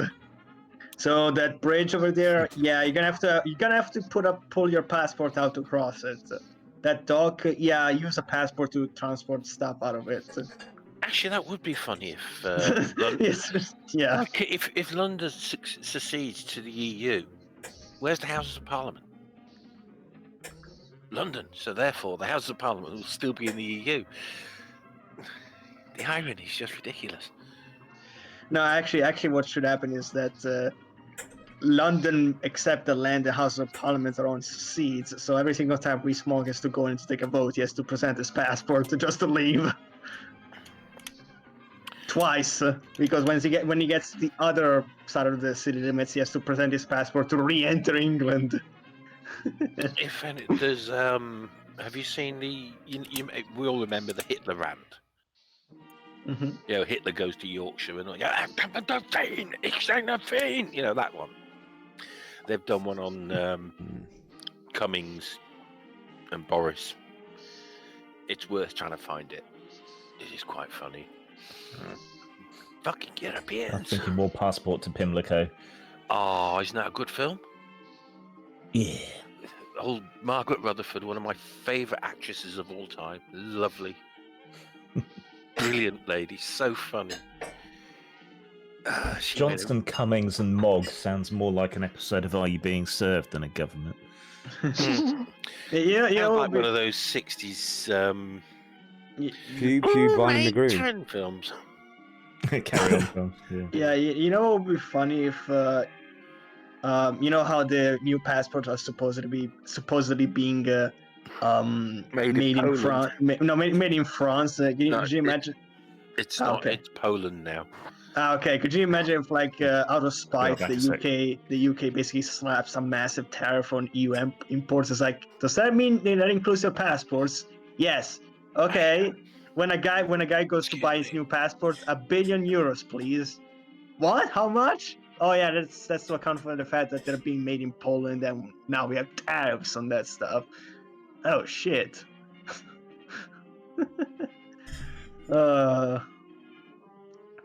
Again, the fact that, like, people are getting angry over the color of their passport is just frankly ridiculous. Like, what? Oh, it's not blue. Who gives a shit? Does it work? Does it allow you to go into another country? Yes. Now what do you care what color is it? It's bizarre. Jesus Christ. It's one of those pointless symbolic things. Yeah. No, they don't allow us to fly the flag. Yes, you can fly the flag. That's not illegal. So, Grimu, how are you feeling Yes. about Mr. Boris Johnson these days? It's like Pazuzu accidentally possessed a ham. Bojo's going low, isn't he?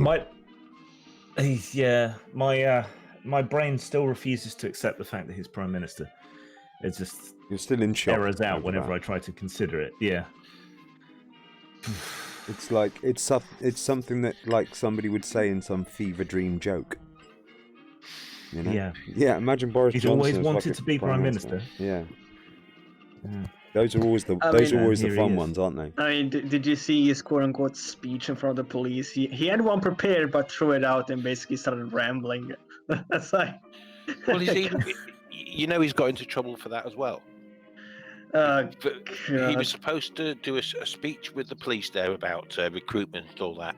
Then he was supposed to do another speech without the police there, And he left them in. and he kept the police there. One of them And fainted. Seems really hot. There are laws about using the police in political statements. Oh, Amber Rudd's resigned. They're all leaving. They're all going away. Like I said, guys, like I said, in order to find out what's going on, you literally have just to reload the page. So there we go. 289 hasn't gone yet. We'll just hold on. Well, you're obviously not following the right people, mate. She's gone because there is no evidence that Boris Johnson is really seeking a deal with the EU. Oh shit. Wow. She's gone because it's all fucked, mate, innit? Oh man. It's got nothing to do with the fact that how big's her majority? Is it double figures? It would be funny. It's not even that. Is it single figures? It's something stupid like 3 or 5. It would be funny He's if. not in a majority anymore. It's... I mean, No, it would her be majority. Oh, hers, yeah. It would be funny if, like, by the end of the month, he's basically has like 3 people left in the party on the bench. Like, at that point, you're gonna tell the Brexiteers, look, there's 3 people running the country. There is 3 people in Parliament, which are the quote-unquote government. And if they still say, He has accomplished the impossible. He's made me respect some Tories. Yeah, I mean, There were some good speeches. And if some of the Brexiteers say, oh yeah, but he's carrying out the will of the people, then you tell them, okay, then you're fine with basically 3 people running the country's dictatorship. Yes. Well, so why the fuck are you complaining about the Commission in the EU? He's kicked out 21 MPs, but he's kept the one who's been charged, and no, I say charged, with sexual assault. It was bizarre enough when, because he had the whip removed, and then Theresa May realised she was in deep shit, so she gave me it back again. But some of the speeches were absolutely. I mean, I'm trying to work out who did the best speech. It's a toss between Kenneth. How did I say Kenneth Williams? And oh no, matron. Ken Clark and what's his name? I don't want to call him Churchill's grandson because Nicholas Soames. That's him, old Fatty Soames, as he used to be called. The famous wardrobe with the key hanging out the end. And for those younger viewers who don't know this, basically an ex-girlfriend of Nicholas Soames described his sexual prowess as it was like being fallen on by a great big wardrobe with a small key sticking out the front. But yeah, the father of House of Commons, Ken Clark. Yeah, he's now basically. He did a very good speech. You know, how you can sit there with a straight face is beyond me. You know, that was basically what he said. He was like, ooh. And there was the person who resigned over Rees-Mogg's statement about the doctor, the consultant. And as Boris was making his speech, the MP walked in and joined the Lib Dems, and Boris's face was like, "Oh shit!" I'll just pick my jaw up off the floor. You bastard! It's just like, I don't know. I don't think it could have got any worse for him. You know, I mean, that puppy he got, if he just kicked the fucking thing, That'd be an improvement on what he's doing now. Yeah, He's had legal advice. He's had legal advice now that if he does try to force through and ignore the law, he will be arrested. So good. Oh, is that finally? I wasn't. I knew he was thinking about it. I didn't realise he'd actually been given the advice. I'd seen advice from other people. MP's planned court action, and he's been warned that he could face jail if he fails to comply with the law. And he's going to try and risk it, thinking that the will of the people will help it. Rick. Hey, Rick. Sounds like Hey. fucking 18th century France. I know. We're just having, Let's see how 18th century France we get. We're just having a bit of a laugh as the UK is just collapsing on itself. Oh my god. Yeah, I know. I've been in chat. I'm thinking the first set of revolutionaries might actually be the Yellow Jackets, and then a bunch of counter-revolutionaries are going to murderize them all. If you will. They're going to start the fire and they're going to realise, shit, there's way more of them than there are of us. Yes, we're a tiny minority of cunts. Yeah, we didn't realise. We thought there was more coming. And it's like, yes, but they're all old, you twats. None of them can even get out of their living rooms most days. They've done an interview with Nick Soames on Rees-Mogg, and he's a living example of what a motley cut, double-breasted suit and a decent tie can do with an ultra posh voice and a bit of ginger stuck up his arse. I was thinking about doing a little sketch where I'd like basically go to the Queen and just shouting at the gates, going, "Mom, Mom, you Madge, Mom, Mom, oi mate, Mom." It's like, what do you want? But I want to talk to the Queen, if I may. Well, no, you may not. Why not? Was she busy? She's a retiree. Was she having a cup of tea? I like tea. Let's have a cup of tea. What? Can you send a message? Anything. Write it down. I got a pen and paper for you. There you go. Okay, just write this down. Mom, country's being taken over by pirates brandishing razor-sharp suits. You might not have really understood what you've signed there, but it might be wise for you to just tear that one up. You don't want to be associated with this lot, you know. Heads may roll. The Crimson Pearl Assurance. Yeah. Amber Rudd's resigned from cabinet, surrendered as whip. I cannot stand by as a good, loyal, moderate Conservatives are expelled. I've spoke to the PM and my association chairman to explain I remain committed to the One Nation values that drew me into politics. Yeah, right. I love that. It's quite amazing that Boris Johnson has already proven to be an even worse prime minister than Theresa May was. It's quite amazing that the UK is now in a worse opposition than Italy is. Like, my country is marginally better than they are. I mean, you've got to be impressed. She set the bar pretty low, and Boris managed to get underneath it within days. Thatcher would never have dared do any of this. Thatcher was pro-Europe. Yeah, I mean, she was? Yeah. Like, Rick, most of the European economic stuff was written by the UK, and now they're complaining about it. Like, you guys... Yeah, I know. They're sitting there saying they didn't vote for this, and I'm sitting there kind of going, you voted for Thatcher, you twats. Of course you voted for this. She's saying, I'm going to go to Europe and get us a good deal. And you're like, okay. And she got the best deal she could out of them. What are you complaining about? Not good enough. You literally get money back. We just swim it around for a little bit, hand it back to you in places that you can't be bothered to fucking sort out, and they thrive a little better. What's wrong with this? Not just that, you get to keep your currency, you get to keep most of the control of your borders, of your fisheries. If you just bother to show up, by the way, which, you know, if you keep sending people that don't bother to show up, then that kind of doesn't work. This is why you should have just basically Yes, but they're getting cocky, they're answering back. They keep asking for rights. How can we put them in their place if they're not desperate? The UK is gonna be desperate soon enough. So Poor Well, people in the UK just gonna What do you get- mean soon England. enough? Well, Rick, just England soon enough, because I think the Scots should just leave. Period. Scottish people, if you're listening, just leave.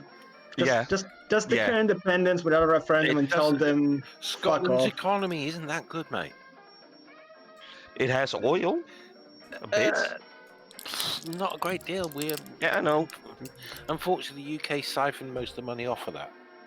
Yeah, but it's the only resource that the entirety of the UK has that the rest of the Oh, world I mean, wants. that's one of the funniest things. Who owns our power companies? Yeah, I don't think there is actually a fully owned 100% UK power company. I think Italy. I could even go that far as to say a utilities company. I think the Shell public. is half. I think Shell's that nuts. the Half. Italian power and water company publicly owned actually owns most of the water supply in the south, which is quite hilarious. A public company in Italy owns most of the water distribution supply in the UK. So just bear that in mind the next time a prime minister goes off and pisses Italy off, because I think the Italians are gonna go. I think if the Italians find out, they're gonna go right. Let's fuck with them, close off all their water, and just sit there and wait. Oh, I've got to try and find this chuffing letter. I've just somebody. She's written in this letter. It's an assault on decency and democracy and an act of political vandalism. That's the resignation letter. Pretty much. They're really going after it. It's just. Mental, man. Is Grim still there? Yes, I'm still here. Have you Trying checked? I've got this new mechanical keyboard and it's really loud, so I was Alright. muted for a bit. Have you checked the list of chemicals, list of drugs that are not going to be available? I haven't, but I know that I've already been having trouble getting some of my medication because of all the stockpiling and everything. Yeah, I'm the same. Mine's on that list, so I was thinking of what we should have a mass euthanasia party outside fucking Boris's house. Jesus. They just don't fucking care. That's the worst No. part. The Brexiteers, they just don't fucking care that people might actually fucking die because of this. Well, one of the Project Fear, innit? One of the comments that was around a few weeks ago was the Europeans would never let us die. They'll come to our rescue. What the fuck? No, It's- if you keep pissing us off, what we'll do is actually come in and dance on your grave. For me, Yeah, for the me, Europeans, it's we're fucking done. it's We're the scene out fucking- of Blazing Saddles, where they all pull their guns out on the Oh, sheriff. Oh, Yeah, I nobody saw that. move on, the nigger gets it. Yeah, and then Yeah. they're basically he's just basically just got a gun to his head, and everyone's like, oh, and he's like, By the way, nobody move, or I'll blow my own head off. Well, he doesn't say that, of course, but you No, know, it's nobody move on, the nigger gets it. yeah, it's like, what the Careful, lads, I think he means it. help me, help me. Won't somebody save him? But by yeah. the way, I put in a side chat a little. That's what tweet they're I made. expecting to anyone to get away with. That's the level that they're thinking is their big sharp bluff hand. It's like, mate, look, you've literally holding it in front of a mirror, and I can see your card, and you're telling me that you're going to use this card to bluff with me, and why would I think that you're going to bluff with it? What? Oh, you're actually going to do with it now? Oh, you madman! Because that's what they're yeah. doing. They're bluffing. They're bluffing at the idea that they just use it to bluff for a deal. They want the no deal situation. Yeah. But Well, at Yeah, least they're 2/3 of full- the country don't. Yeah, they're fooling everybody into thinking that they actually want a deal. But what they're after is basically a crash and burn, and then everyone can scoop it all up. All they're doing is they've got their money all the way out into Ireland and up into sort of Luxembourg, wherever like that, and they're all just sitting in the wings like vultures, waiting for the crash. So everyone gets desperate. Everyone starts selling whatever the fuck they've got left to get out of there, and they get to buy it all up in a big, massive crash. Yeah. But yeah, I did sort of reply to a tweet by Robert Kimball, who, you know, is a really pro-Brexiteer who basically says that, oh, we don't trade as much with the EU. And, you know, he says that, the UK trades 349, no, well, trade with Azerbaijan is up by 349.9%. Yes, and he says we sell them engineering equipment and all industry machinery. And I basically replied, of which you need materials and parts from the EU countries. Pro tip, when you're refining refined resources, it's best not to piss off your suppliers or slap barriers on them for spite. And believe it or not, there are oil companies that are in Europe. Mm-hmm. And believe it or not, that even though Azerbaijan has grown a lot, you still sell more to the Netherlands. I mean, let's be honest. I mean, it's gone up 350%. What, from £10? Yeah, exactly. It's gone up from £10 to £35.50. Ooh, whoopee-doo. It's, you know, percentages are great. It's great to talk percentages until you actually look at what it's percentage of. What you say to them? A percentage of what? How many billions? Yeah, it's forgetting the forest for the trees, or what's the expression? No, it's telling somebody to look at the floor instead of the fucking trees. Kahuna in the side chats put it quite well. The EU played with an open hand from the beginning, laying down a royal flush. The UK had a 2, a 7, a Kleenex, and a Pokemon card. I love that. And Bob the Baker. I was thinking, and a domino, you know. But I'm from up north. We play dominoes. But yeah, it's like the fact that people still say, "Oh, even if we crash, the EU is gonna help us." I was like, after basically pissing them off, dude.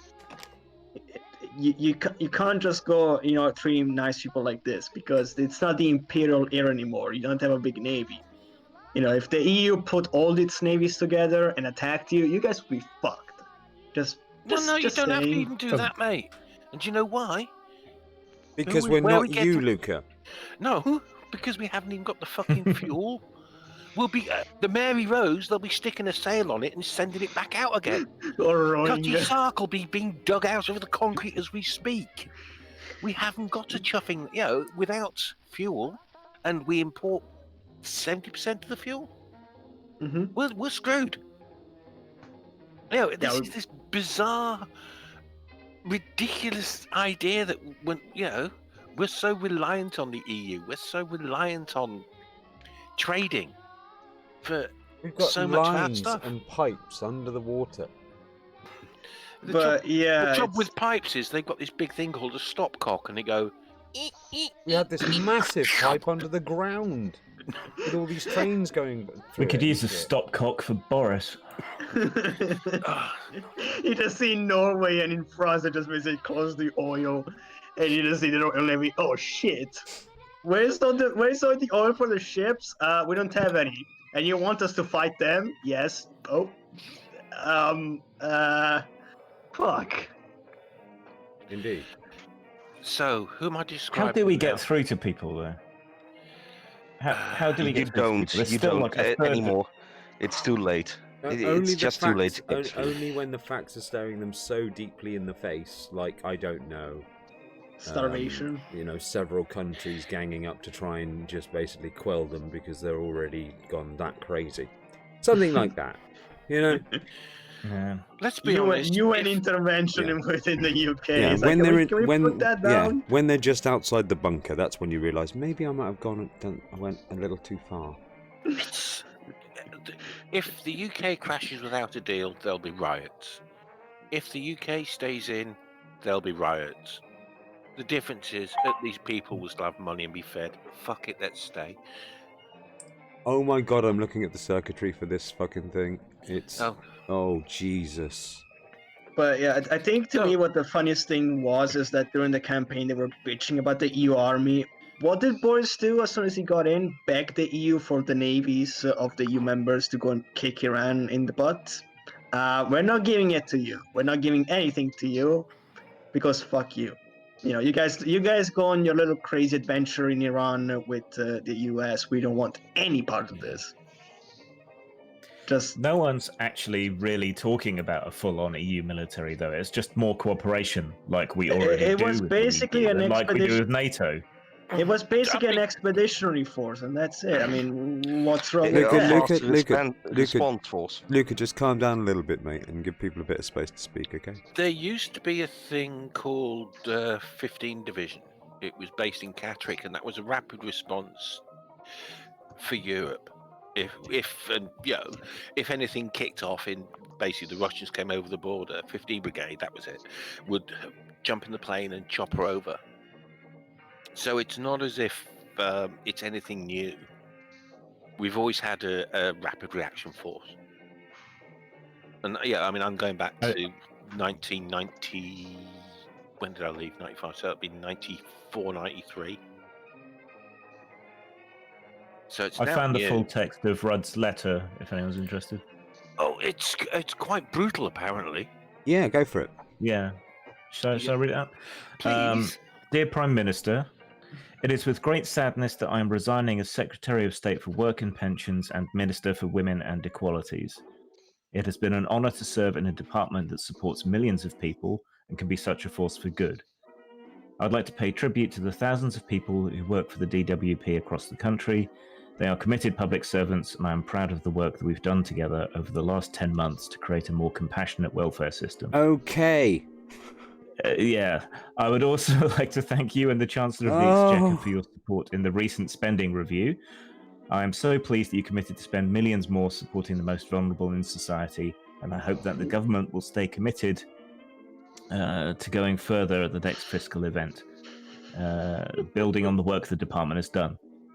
This has been a difficult decision. my I joined your God. cabinet in good faith, accepting that no deal had to be on the table because it was the means by which we'd have the best chance of achieving a new deal to leave on 31st of October. However, I no longer believe leaving with a deal is the government's main objective. The government is expending a lot of energy to prepare for no deal, but I have not seen the same level of intensity go into our talks with the European Union, who have asked us to present alternative arrangements to the Irish backstop. The updates I have been grateful to receive from your office have not, regretfully, provided me with the reassurances I sought. I must also address the assault on decency and democracy that took place last week when you sacked 21 talented, loyal One Nation Conservatives. This short-sighted culling of my colleagues has stripped the party of broad-minded and dedicated Conservative MPs. I cannot support this act of political vandalism. Therefore, it is with regret that I'm also surrendering the Conservative whip. Britain's body politic is under attack from both sides of the ideological debate. I will now play whatever role I can to help return it to a better place. I have been lucky to have had extraordinary support from my Conservative Association since I was adopted as their candidate in 2006. 3 times they helped elect me as their MP, keeping Labour at bay through nail-biting campaigns. I remain a proud Conservative and will continue to champion the values of fairness and compassion and to support my constituents of Hastings and Rye. Yours sincerely, Amber Rudd. Well, that was a lot of bullshit at the beginning, but fairness, it's always- and compassion. Fairness It's and always the last paragraph that's the good one, isn't it? yeah. The first Yeah. one is all platitudes and niceness, and then and this is why I'm really going, you twat. I still love the fact that, like, I hope the party still goes on by the motto of fairness and compassion. It's like, have you seen the Conservatives? Yeah. Send them back, Bus. Maybe she's just realised. Maybe she's been she's that dumb. Well, I mean, Wait. Are we the baddies? Yeah. Daft as it sounds, I have a sort of got a little sympathy for for Amber Rudd. This is a person who I think it was either her father or mother died, and literally 3 or 4 days later, Theresa May shoved her in front of the public and said, "You take my place on the questions." You know, when in the last election. I thought that was brutal, and that is the only thing I have some sort of sympathy for the woman. Apart from that, I thought she was an evil, malicious, nasty piece of shit. But there are times, a relative dies, especially your parent dies. Everything you put to the side and just go away, go and sort things out, take time off, whatever. No, she was shafted. So, but apart from that, fuck you. Sympathy, but only so far. Well, there is a time, I mean, okay, we can also, death is the ultimate thing, and it's coming to us all one day. And there are times and a place to, for sympathy, and that was one where she should have been granted time, but she was fucked, and fucked over badly. And to be fair, she kind of handled us because, she handles herself well in the situation. I mean, she was, in her speech, if you remember that question thing, she did say some pretty amusing things, but in the whole, good riddance. I mean, how are the Conservatives still polling ahead, though? Insanity. It's simple. It's very simple. If all you have to do is ask the questions in the right place, and ask the right questions. You can make any. And Corbyn's still rather unpopular, but. Well, yeah, Corbyn will always be unpopular. If he keeps choosing the edge of the coin instead of making a decision, then of course he is going to be unpopular. I mean, yeah. It's who's the twit man, MANN, who resigned from the Labour Party earlier today. He decided how he was standing down, and according to the press, the Labour Party's in civil war. 21 Tories got sacked, and the Labour Party's in civil war.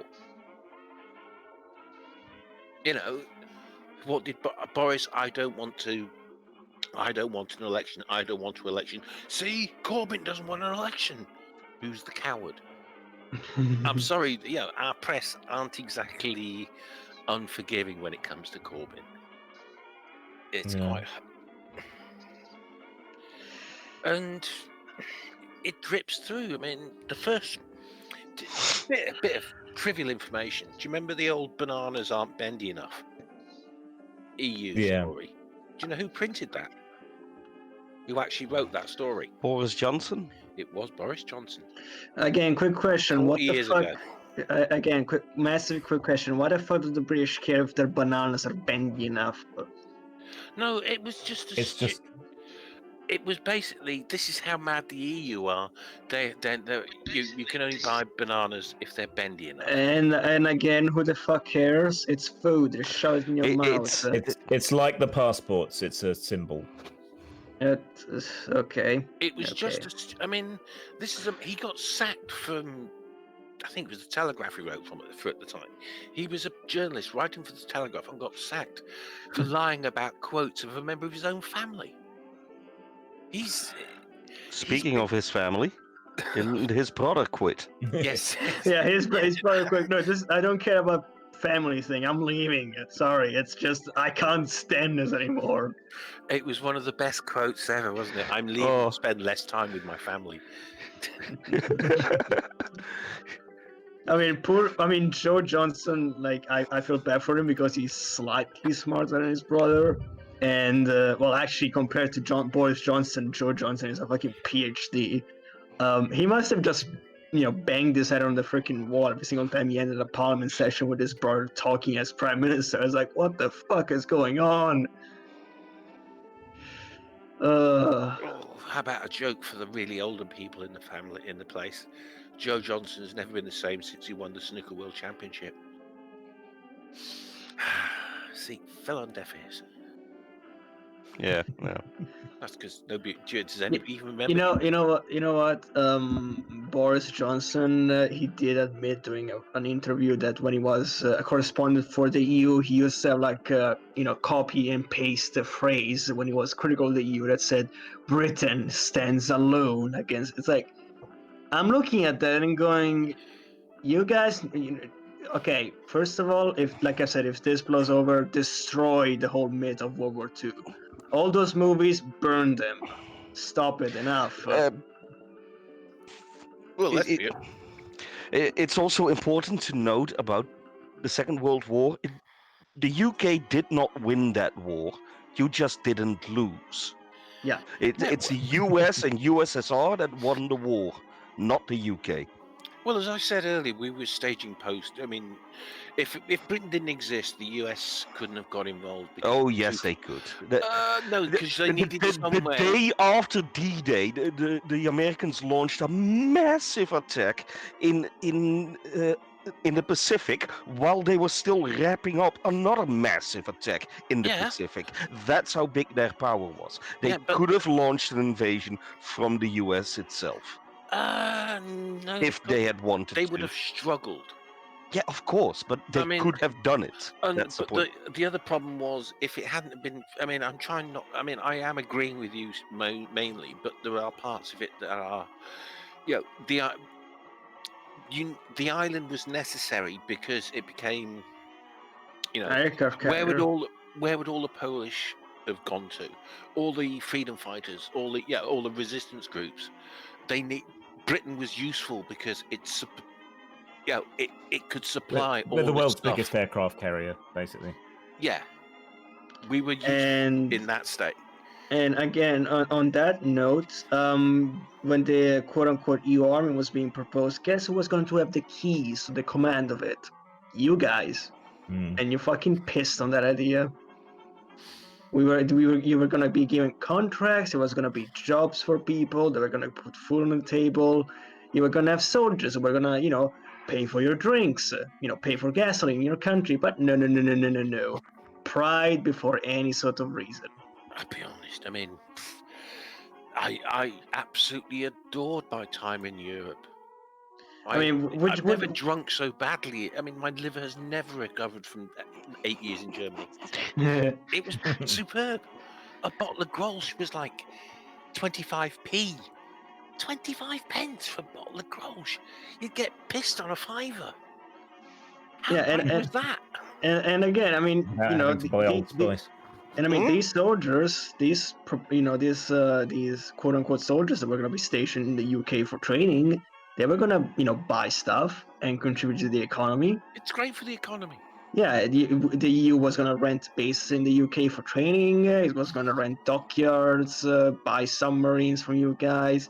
Yeah, but you were going to make so much money out of this, but no. Yeah, but don't forget, they were going to be based up in Scotland. And so that wouldn't have helped the economy down south in London, or where the Tories hang out. So no, actually, I believe the Navy was going to be stationed in Ireland, the HQ for the quote unquote European Navy, and the EU Army. Ireland's not UK. And the EU Army was going to be stationed in HQ was going to be London, and I believe the bases were going to be in the southern part of the UK. No, the training would have been Scotland. Well, on the English-Scottish border. There would have been some at Salisbury Plain, but Salisbury Plain's mainly used for. It's pretty well. When I was down there, Salisbury Plain was pretty much every fucking day was the UK's troops were bouncing all over the place.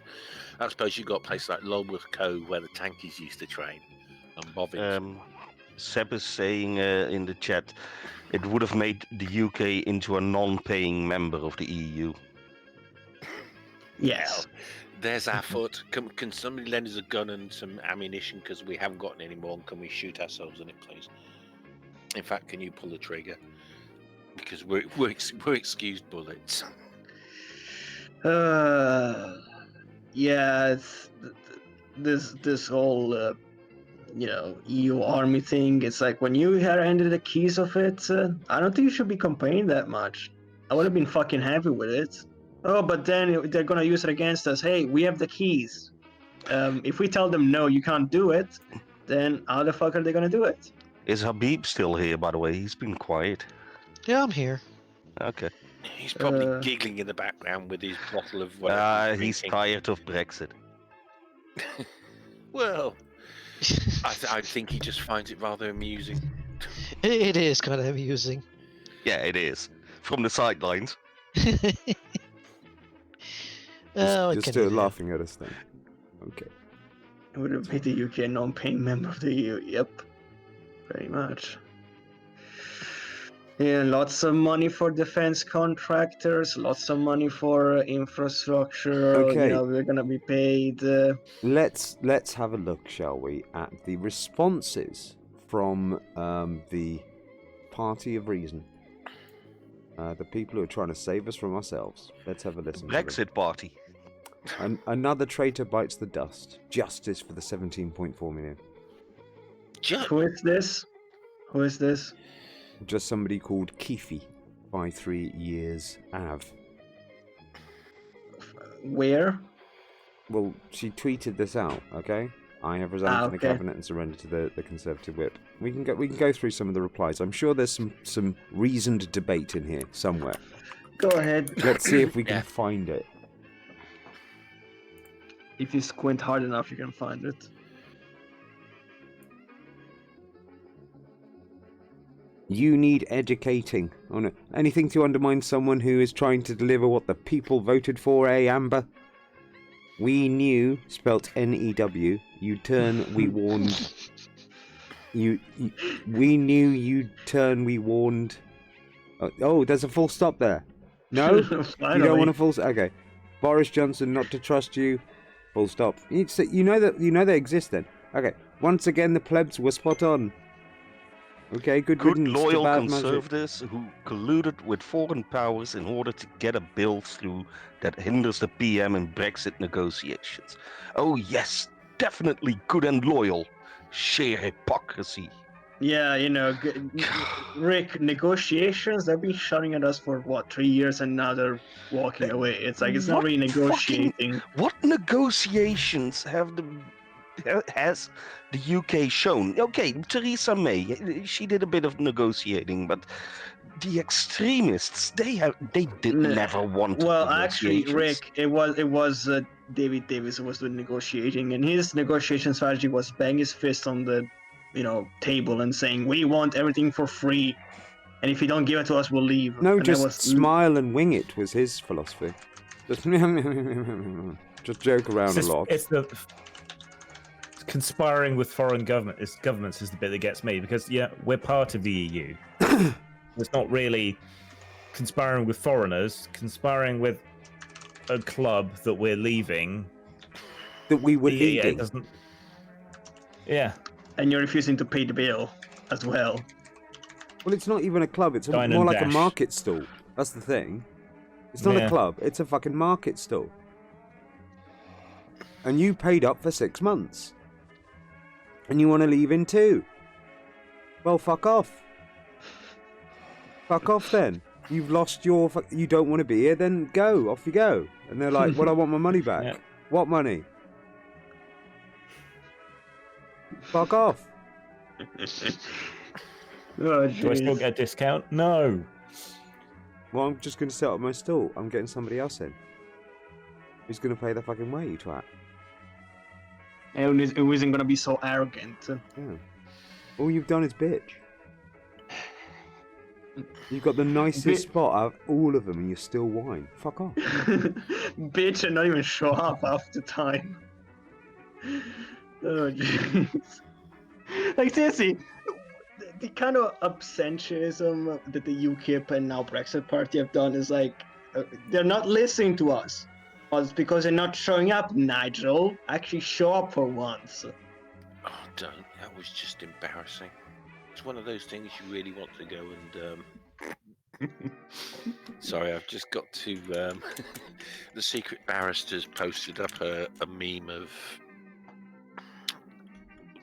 about Ammo Rub, and it's basically from Fawlty Towers' Manuel in the kitchen setting fire to the world.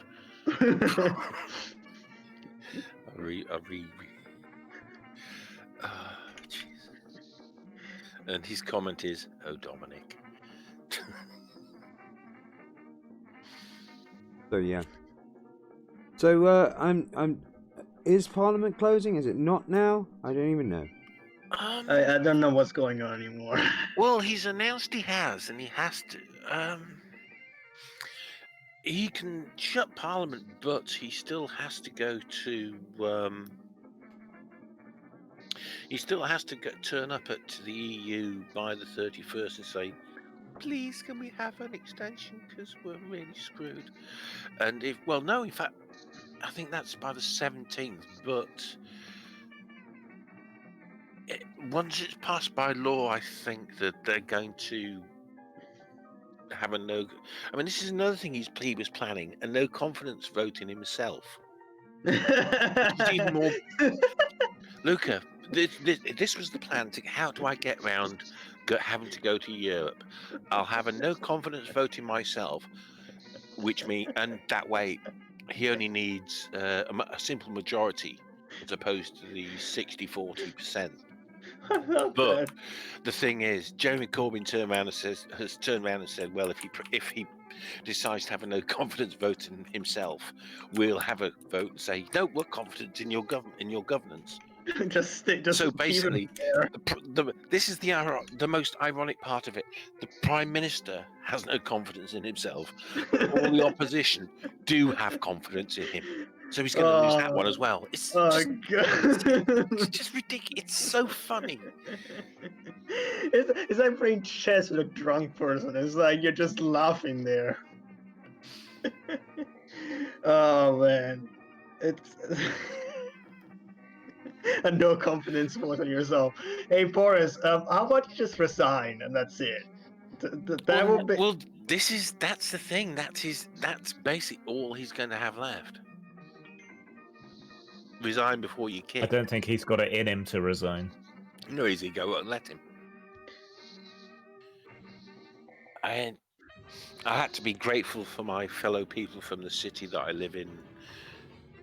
Yeah, when Boris turned up in Wakefield, and he also went to Morley, and there were two things from Morley. It was the gentleman who just literally, as Boris shook him by the hand, this gentleman, please leave my town, and Boris was like, yeah, I'm going soon. And the other bloke who turned up, an Irish gentleman, who was like, what the fuck are you doing here? You're supposed to be in Brussels negotiating. Why the fuck aren't you negotiating? That's a good point. I saw that. I think if he did go to Brussels, they would all just laugh at him. It's like, the hell are you still doing? I thought you were doing a no deal. I think at this point, Bonnier has had enough of this. Well, I don't think, everyone's sitting there kind of going, we're going to get a great deal, we're going to get a great deal. It's like, don't you need to be there to get it? Well, that's it. It's the dishonesty in the man. He's not going to get it. He's not going there to get it. He's going to Leeds and getting yelled at. Yeah. Well, like Amber Rudd said in her letter, that they want no deal at this point. But he's been blocked from doing that. He can't get an election. That sounded more suggestive. So he's basically... Obviously, he needs Grimm to go and talk to him if he can't get an election. He's probably feeling... He is probably feeling a little emasculated right now. Yeah. Can't get an election. He can't... Just crash out. Can't just crash out for no deal because that's now illegal. So basically, he has to go and talk to them. Well, that's not been signed yet. Yeah, so now he's basically being kettled, Yeah. If he waits until after we're supposed to have left again, that seems to be what the opposition parties are pushing for, so that he's made a hypocrite, and then they might allow him to have an election. I'll be honest, I would just... I mean, the thing is, at the moment, because the opposition have control of he's basically a puppet prime minister. And they can turn around and say, we're in charge, you're our prime minister, you will go and negotiate. You will do... And while you're doing that, stand on one leg, roll one trouser leg up, sing the Hallelujah chorus. Yeah, they can do anything to you. It's like rubbing a puppy's nose and it's mess. Yeah, you have to go. You have to go negotiate I feel sorry for on that your puppy you got. Yeah, you're gonna have to go negotiate to Brussels on your knees, Boris. Just him going to get an election if he might be able to get an election if he tied it to another referendum, but I don't think he'd do that. Actually, it would be Look, funny the if thing they is, if you're going to have, I mean, I don't like the idea that a general election is fought over basically over Europe. There are other things that need to be done. It personally, I just scrap Article 50 and say sorry about that, Europe. Please forgive us.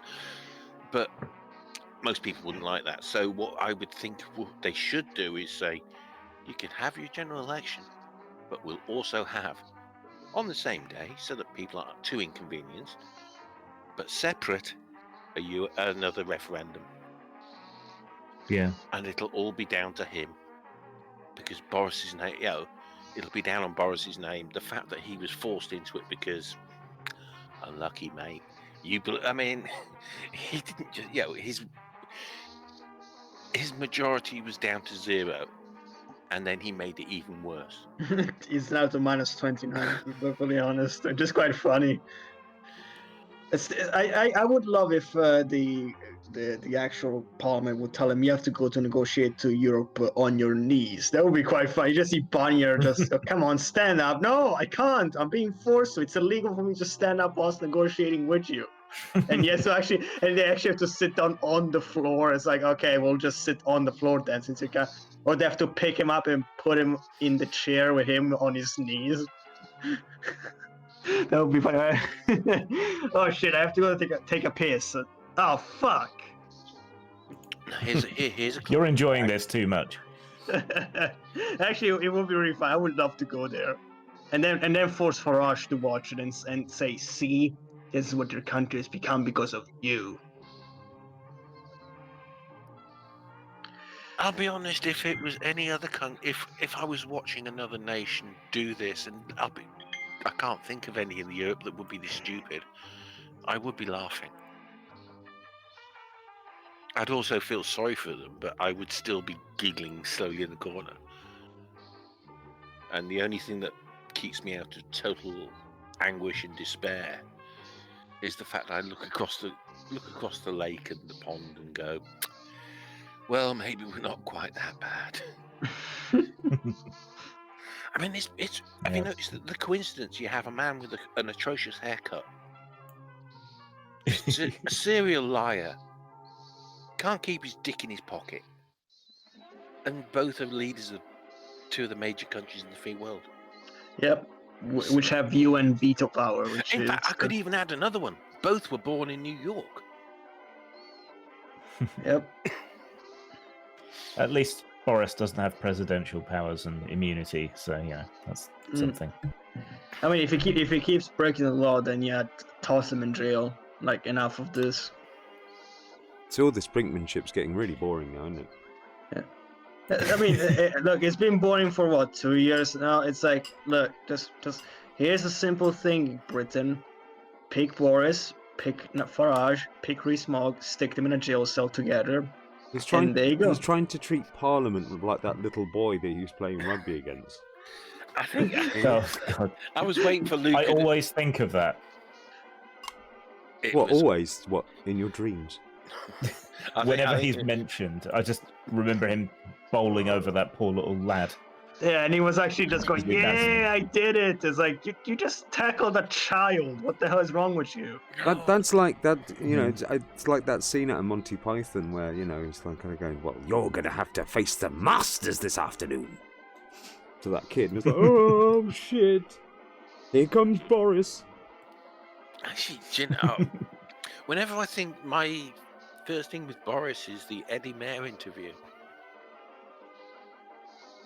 Which he basically said, how'd it go?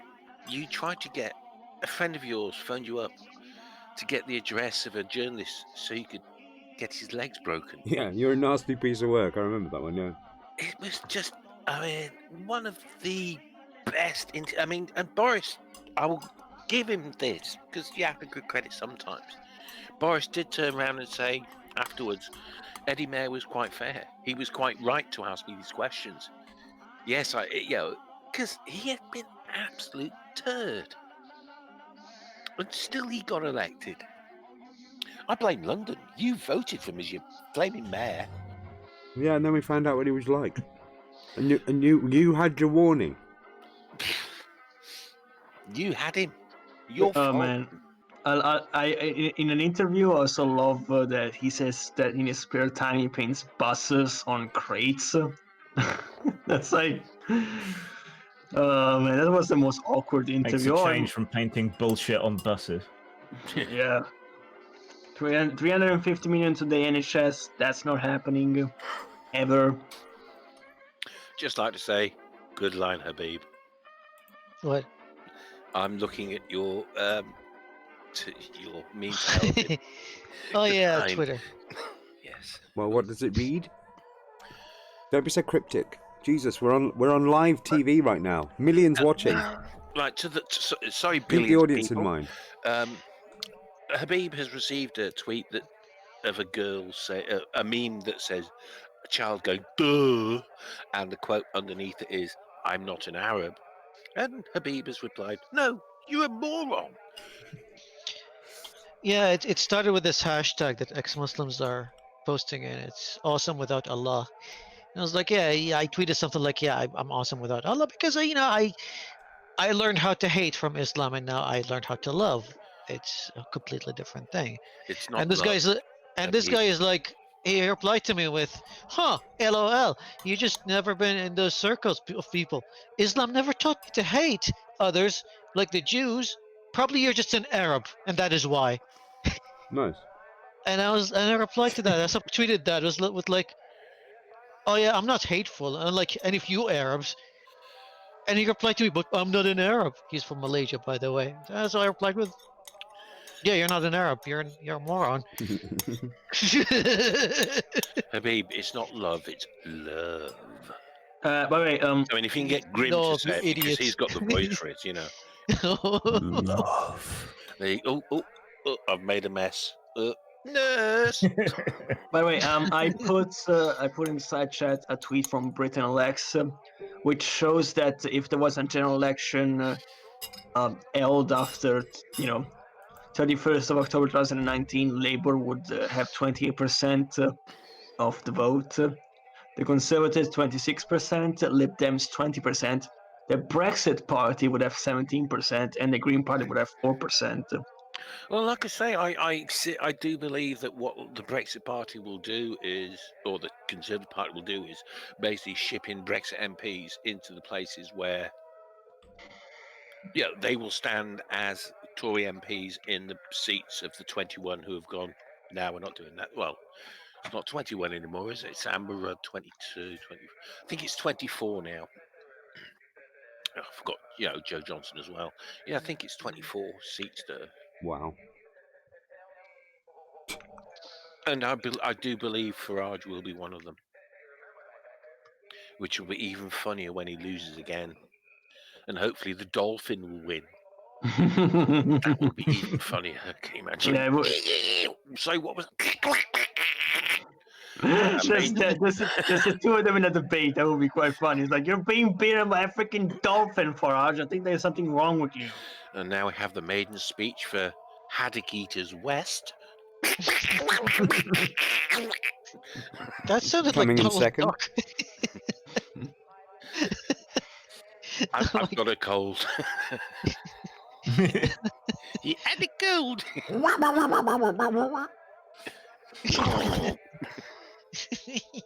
Eddie Lizard. Third place with 4,000 votes, and in fourth place we have Nigel Farage. 3 votes. 3 votes. He got 3 votes because he upset. He would have had 4, but he upset his mother. No, he forgot to fill out the form for his daughter. Well, no, his children couldn't vote. They're German.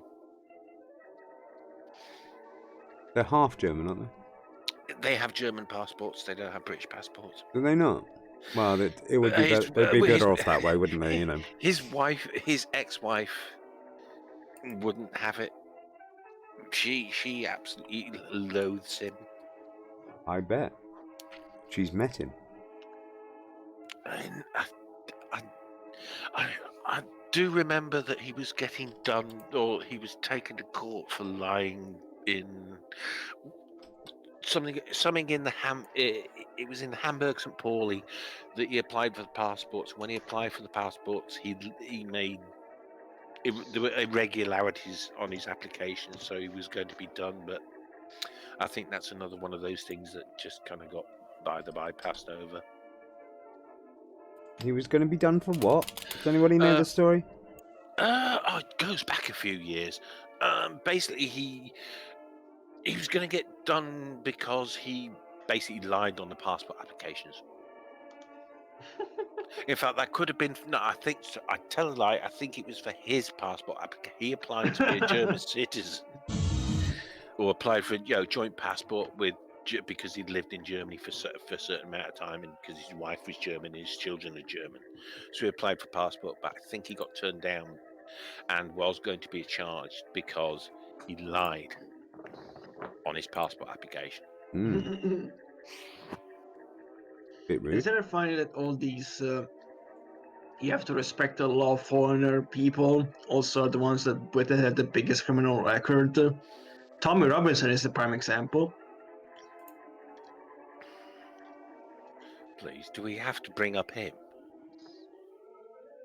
I thought he'd lost his grift at this point. Well, he's banged up, isn't he? Well, yeah.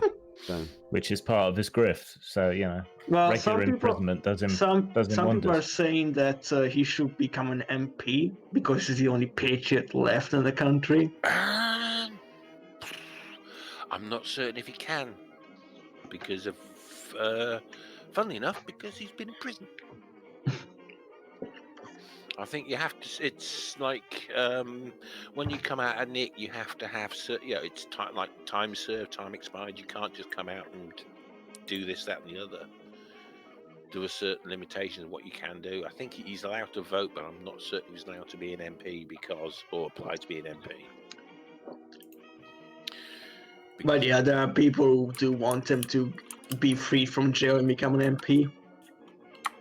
Because he's a patriot. It's like, yeah, if that's patriotism in the UK, a fucking grifter who is also a violent psychopath, yeah, this is the reason why the people outside of the UK think that English patriotism is fucking insane.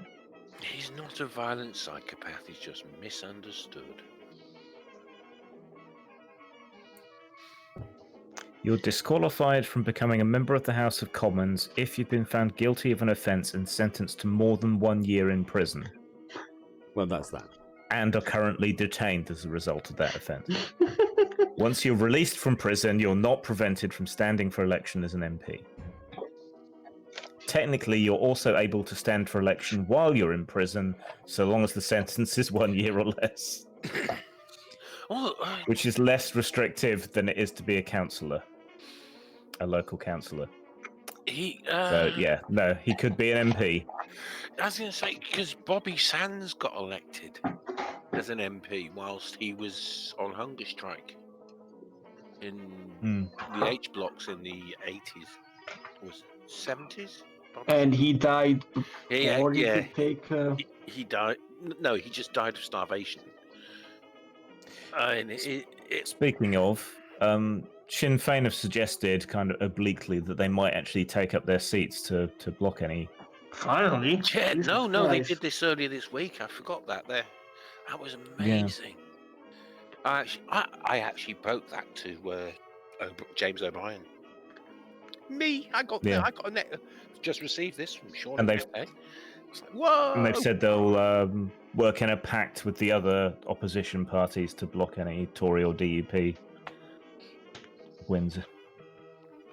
And the latest polling suggests that the Tories will be completely wiped out in Scotland as well in any election. I mean, this is the weird thing. I mean, the Is Tories... it surprising? Well, no. The thing is, you've got when somebody earlier read out the latest polling stats for who's going to be where in Parliament, and the Tories are sitting high and proud. Yet they've already polled it in Scotland. You're going to get wiped. I don't. Have there been seats in Scotland? 2, 3?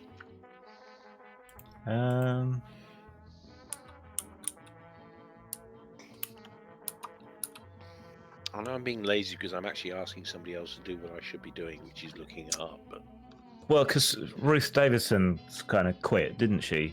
yeah, And she was actually reasonably popular in relative terms as a Tory in Scotland. she. What? But that's MSPs. So I don't. Oh god. I'm not. I mean, I do know there's at least two because they were speaking. But it's almost like every time a member of the Scottish National Party in the UK government, sorry, in Parliament says something, it's almost like a Scottish Conservative has to stand up and make a reply. It's really weird.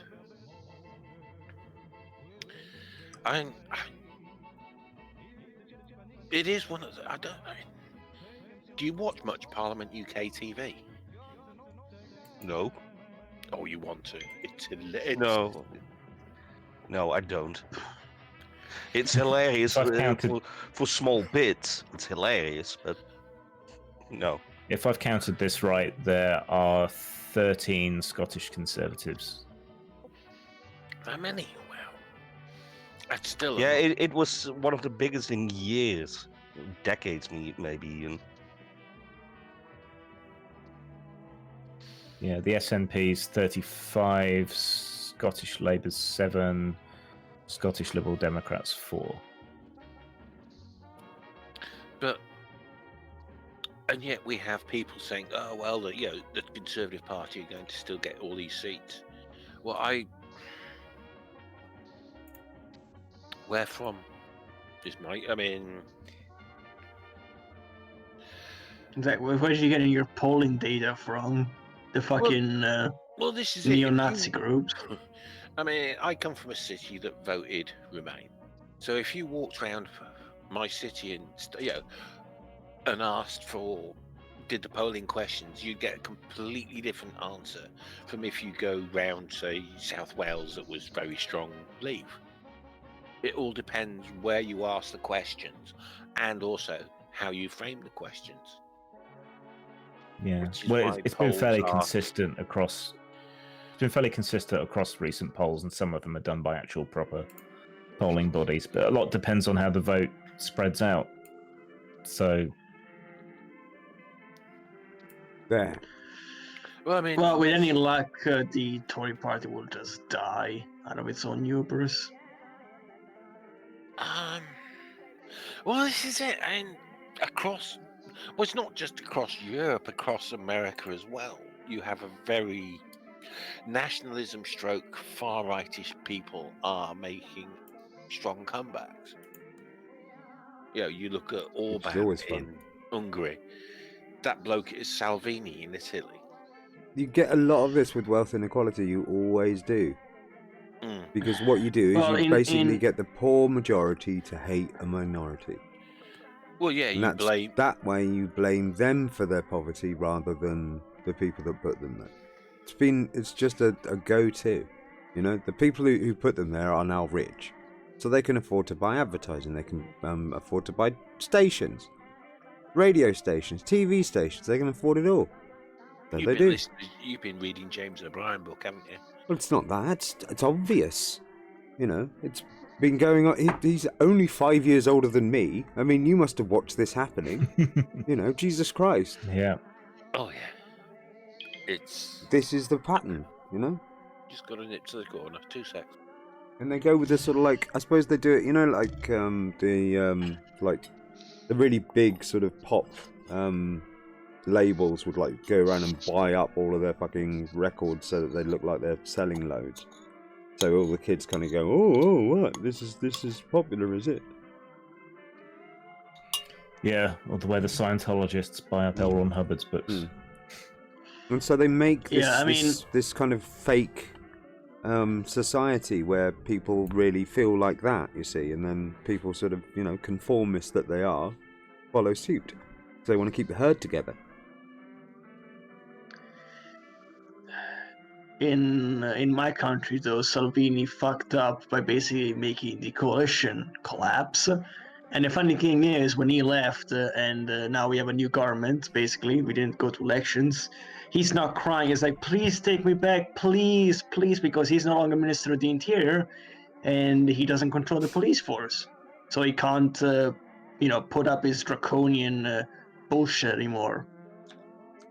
So yeah, we don't have it anymore, and his polls are tanking. He's going downhill because he went too far, and people saw him for what he is, a fucking thief and grifter, an asshole. Because when there were problems going on, he was on the beach sipping mojitos and fucking women. It's like, dude, get to work. Oh yeah, but I've got I'm a guy on for holiday. that. Yeah, I've got a guy for that. That's how that's how these guys deal with everything. They just throw money at it and get a guy to do it. They just Not walk even around that, and he didn't they throw just money walk at around anything, and he just pretend that they're took money. busy. You know? He didn't throw money at it. He took money. He didn't even show up for work. He showed up maybe for one day. Dude, I'm saying to you, just because he isn't showing up for work, it doesn't mean there aren't people there working for him. He's just delegated all of that so everybody else does the fucking work. And if he gets any shit, he just turns around and goes, "Arseholes, you fucked up." That works. They're just lazy. Oh dear. Well, we got rid of him. He fucked himself over to the point where even his coalition partners hate him now. It's like, yeah, you figured out he's an asshole. Well done.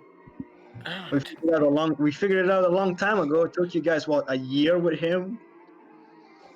we had a free Tommy Robinson march through Leeds today.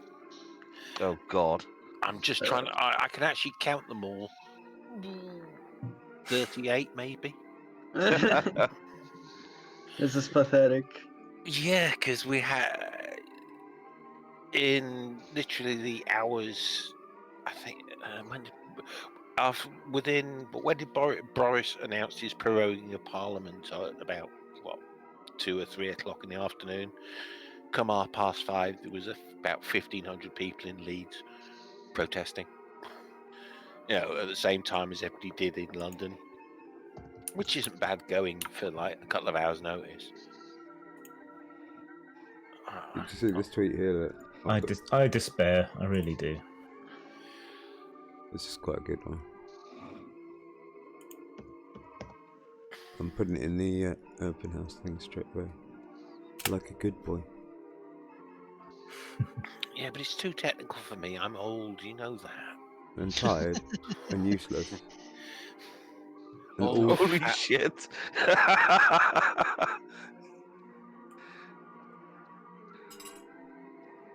What a state. What a state of affairs. It's just... I'm usually not really lost for words when it comes to this sort of thing. I mean, this is like satire heaven, isn't it? Where the fuck am I supposed to be looking? Oh, In the chat with everybody else. Didn't realise. I'm sorry. Oh yes, that one.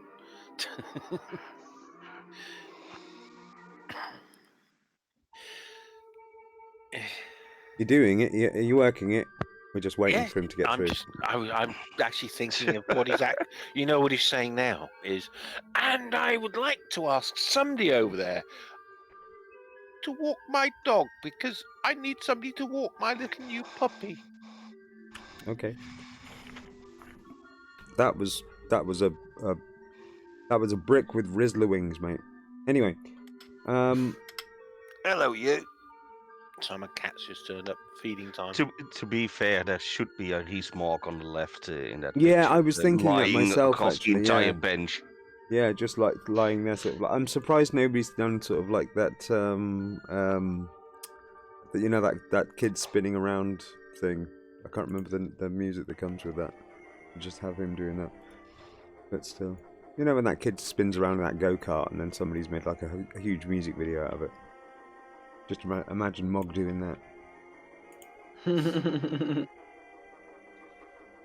Anyway, I can't be asked to do it. But other things to do with my life. I don't know. So yeah, what do you want to do? What should we have a revolution now, or I was thinking, Grim. I mean, if I was sort of like a person who's sitting there kind of going, this cannot stand. I'd be thinking if you're going to close Parliament, you don't get the choice to open it again. Yeah, true. I think that sort of plan is in the works somewhere out there, I think. All revolutions count on turning the military, and unfortunately our military is full of... how do I say this in a politic fashion? Either the privileged or the stupid. What you guys Those aren't mutually need, exclusive.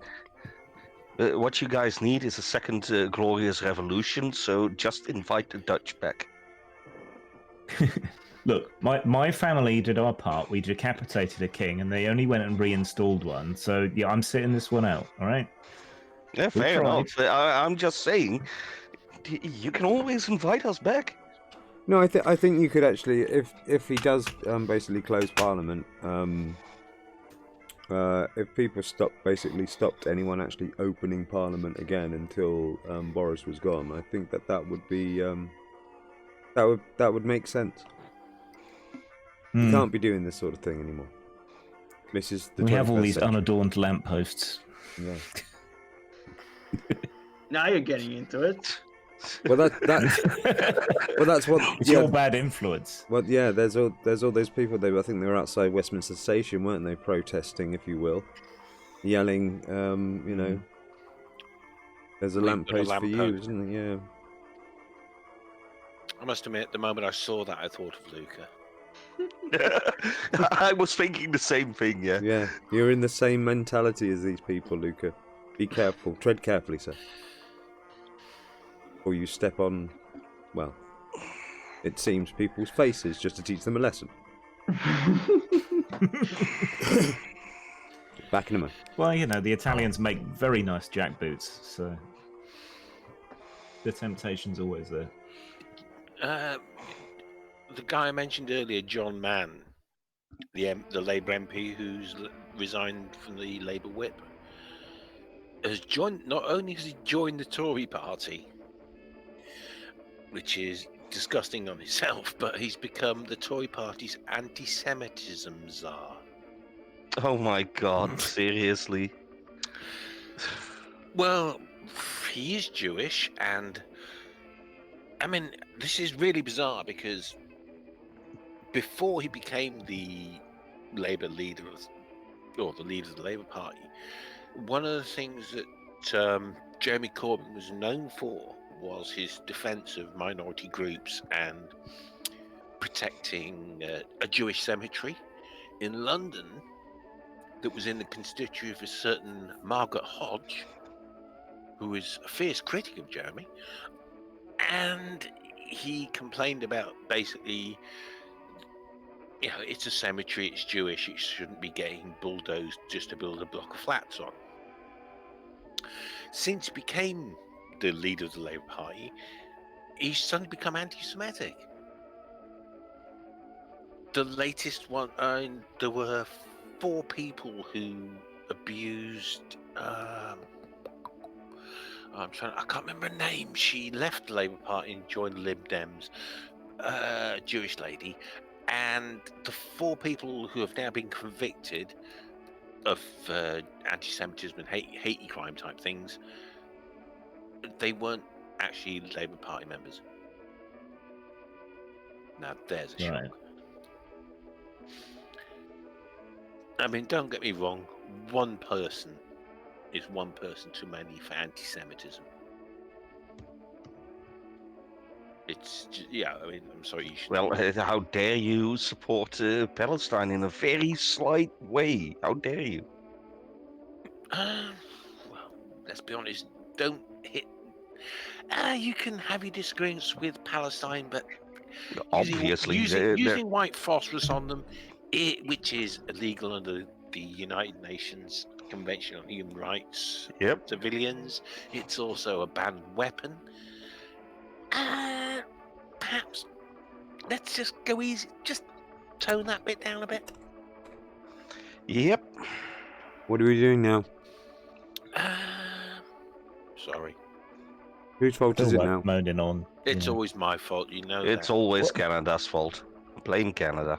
Yeah, where is talking blaming Canada? Where's Pascal? How can we blame Canada if Pascal's not here? Blame Canada. Blame It's Canada. probably easier without him here to protest. Blame Canada. They deserve everything they get. Sorry. That's not really fair. They're America's neighbours. And that's another that you can blame them for that as well. You're America's neighbours, you bastards. What? Yeah, why didn't you burn down the White House a second time? God damn it! What have you been putting in the maple syrup you've been sending over to America? Maple? This and other stuff. Mushrooms. Talking of conspiring with foreign governments to undermine the UK, the MP for Shrewsbury has tweeted that he's reaching out to senior friends in the Polish government this evening to ask them to veto any further extension to Article 50. Okay. Oh, for fuck's sake. Minor point. Hypocrisy. That's illegal. Yes, it is. And it went on before, but nobody got any blowback for it, so... Oh, blowback way. Maybe I'm just. Can I hazard a guess now? He wouldn't happen to be Tory? Possibly I believe kind of so, but I'm Brexit- not sure. kind of Brexit type person. Is there any? But on another point, is there any way we can blame Jeremy Corbyn for that? Probably. There we go. His fault. Corbyn's fault. Yes. Blame the EU otherwise. British Conservative Party politician, MP for Shrewsbury and Atcham. Etcham, famous town for foreigners. Have you seen the things that they're trying to goad Corbyn into going with the vote? And it's like, what are you, Biff? You know, they're sort of like, hey, chicken. Sort of, what? Who do you think he is, Marty McFly? It's just like, it's just, you know, it's like these are the guys that are sort of like sensible, and they talk like they're playing politics like they were in a pub. Yeah, I'll just call him fucking chicken to his face, fucking. Well, did you read the? And this is even funny because it's another leak from Number 10. Where Dominic Cummings turned around and says, "We're the Fonz," and everybody just basically went, "Who?" Oh my god, he thinks that they're the Fonz. Yeah. Oh my god. We play that's it cool, pathetic. and we wait till all the other parties attack themselves, and then we ratchet it up. That's pathetic. gee. So Nobody who thinks he's the Fonz is the Fonz. So if it's legal for a British Except the MP font. to conspire with the Polish government, is it okay for me to conspire with the IRA to basically kick out the UK out of Northern Ireland? Well, I don't think they need you to conspire with To them. be honest, Luke, That's you're someone of not false actually a equivalence, I'd politician. say. Yeah, I mean, Luke, Talking to an MEP in Poland isn't really akin to joining a terrorist organisation. Or can you see- conspire with them. I'm not saying I'm going to join them. I'm not saying I'm going to give them guns. Just don't Can't join Northern them. Ireland- Just It can't- subcontract them. I'm not going to join them. I'm just going to conspire. Well, I'm that's not. I'm all not working with them. I'm a freelancer. You know. It's like, what the fuck? So we can't- can't mercenary work. Can't Northern Ireland choose to expel the UK from Northern Ireland itself? Minor problem there. The majority party in Northern Ireland is. Well, I'll give you a clue. The original name of the Conservative Party is actually the Conservative and Unionist Party. Yeah, I know. The party, the majority governing party in Northern Ireland is the Democratic Union. Yeah, I know. And guess who's getting a billion pound bung from the Conservative Party to vote? Yeah, but if the people vote to get out of the UK, then they could technically rejoin the Ireland itself, right? One of the I mean, things isn't that part of the one of Lisbon the things Treaty? with it? Well, look, it's all actually it's your fault. Oh, okay, of course. 1490. Well, actually, Sorry, this is, yeah. 1690. This Battle of is, the yeah. Boyne. Okay, okay, It's okay. your I fault. thought we were over William this. of Orange and the fucking Dutch. It's your fault. Okay? So sit back in your chair, carve up I'm some already sausages, sitting in my chair. chop up some beef, make some sausages. I'm Or a drinking butcher, whiskey. man. You're a butcher. Don't start knacking my analogies up. Everything okay, sir? Oh, yes, sir. I You am are going to go and eat some strawberries. So you guys have a lovely rest of the evening. Enjoy your strawberries. And, You too, man. Bye. I'll see you soon. Bye. Take care, mate. Oh man. Where are we Well, finding? I think at this point the Irish people should just throw out the DUP, as in literally throw them out, to put them all on a boat and send them back to the Of course UK. you think that, Luca. You always think that sort of Luca, thing. This is how why I easy keep do you you think- occupied here. This way everyone's safe. Luca, minor point. When you have an election, and the most popular party gets voted in to that seat, it kind of gives you an idea of. I mean, literally, in Northern Ireland, they don't vote on policies; they vote on religion. Okay, does that kind of give you a clue? The IRA basically Catholic, Unionists, Protestant. There are still more Protestants over in Northern Ireland than there are Catholics. Due to, for want of a better phrase, breeding, there will be quite... if it carries on from when I remember, in the 90s they said that it would change within 50 years. So the next 20 years, there will be more Catholics in Ireland than there are Protestants. Then you will have a big swing in Parliament. Q Pascal coming in saying that you can't do these kinds of things, analogies. I'm not doing an analogy. I'm doing a Yeah, projection but on. I remember you and Pascal having a debate about this once. Well, he's not here to defend himself. So Yeah, I know. While he's not here, let's all have Pascal. Blame Canada. Blame Canada. I still Pascal think that puts lead in his maple syrup and then exports it to America. There you go. You didn't know that, did you? I mean, I Why still bother? think They that already have the lead. I still think that the Catholics and the moderate Protestants who don't want to, like, their side of the country to collapse, they should just throw out the DUP. Period. Yeah, but When it's surprised not on how the it American works, dinner is it, tables, Luca? they're not kind of going, pass me the lead shaker, honey. You know. Isn't the lead Hey, this already maple in syrup tastes America's good. water? It's better than chlorine. Isn't the lead already in America's water supply anyway? With the broken pipes and everything. Probably, yeah. Oh, it's gonna get You know worse. that water supply in that town still isn't fixed? Flint, it never will be. Yeah. It's- Impossible. No, it isn't. And do you know why? Because they don't give a fuck about their No. citizens. No, it's a Democrat city. And Okay. I mean, that's the saddest part of it all. They don't care about. The first thing they look at is, how did they vote? Fuck them. Just let that sink in. Yeah. These are human beings. How did they vote? They're being poisoned? Fuck them.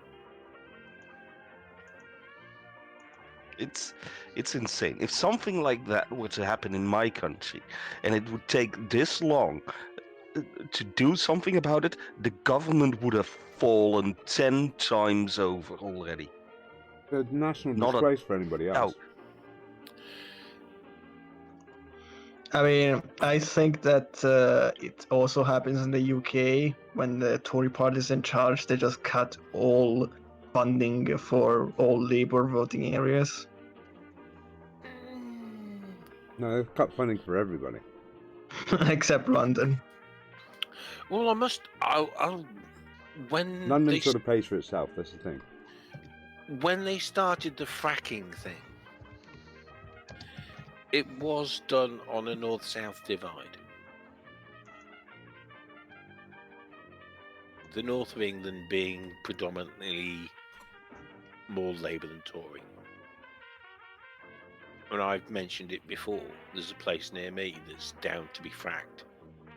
It happens to have a huge, great reservoir underneath, and those chemicals will go into the water supply, the supply Leeds. Meanwhile, in my country, we're closing down pumping of gas sites because it's starting to destabilize the ground underneath, so it's not worth it for us anymore. It's just... What Just did they saying expect? what a No, country does when its government cares about its people. Well, that's the problem with the EU. The EU is built on caring out about its citizens, as opposed to making money and how much we can screw them over. Yep. Which is the good old traditional British values. Fuck the public, screw them over, give them some piecemeal, we'll get away with what we can do. Well, that's British political values. Yep.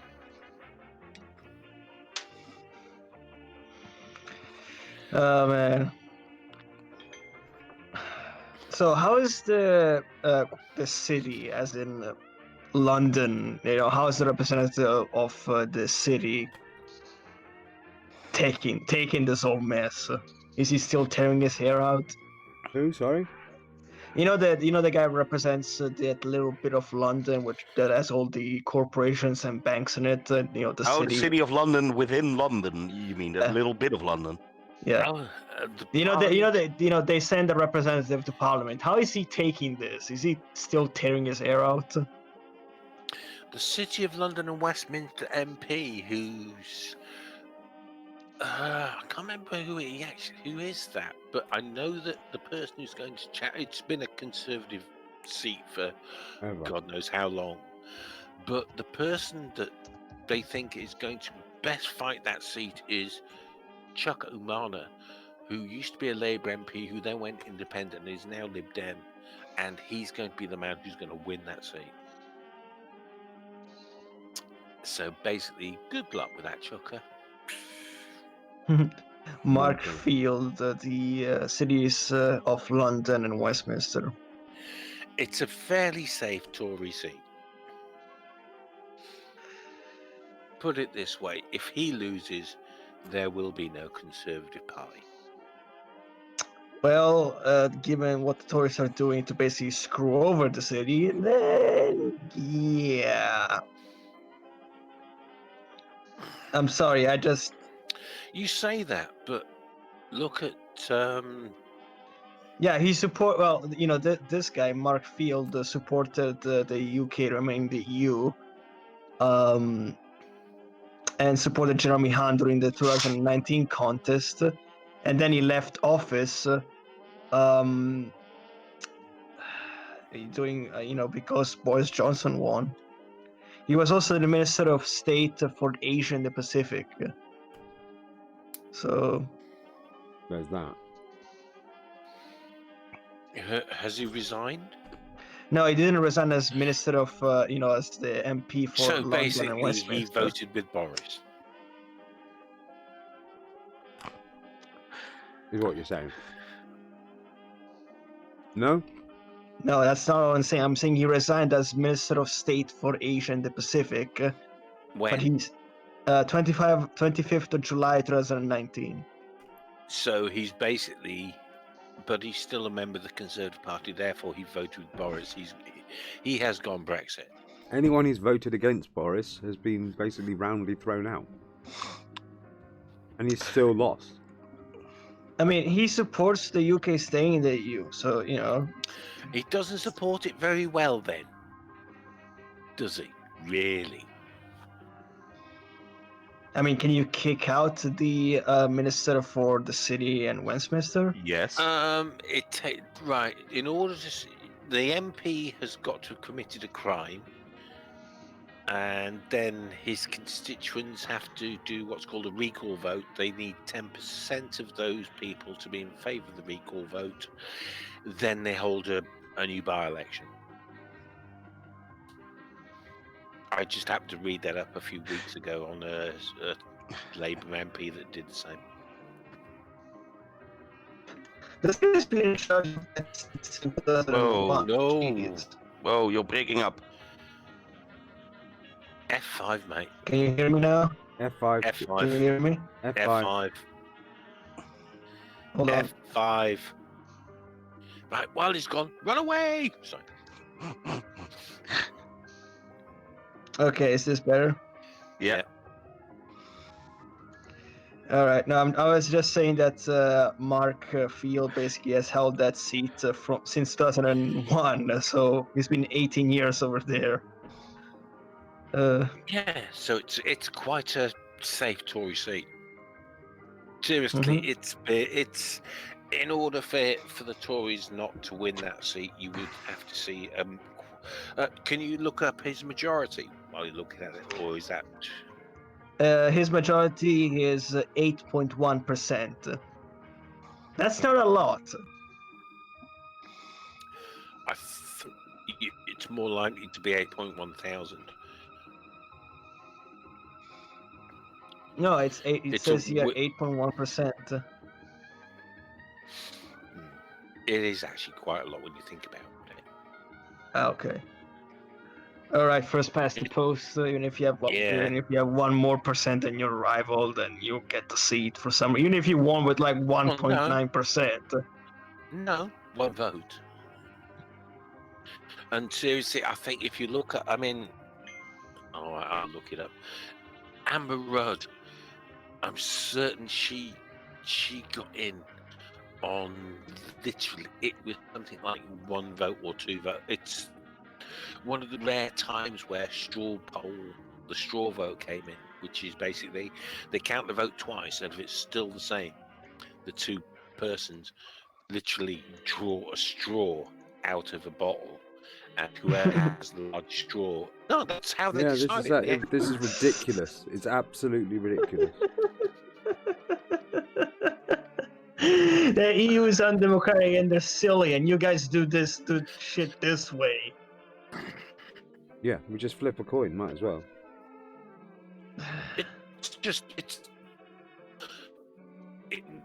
Her majority was 46. I think. That was in the last election.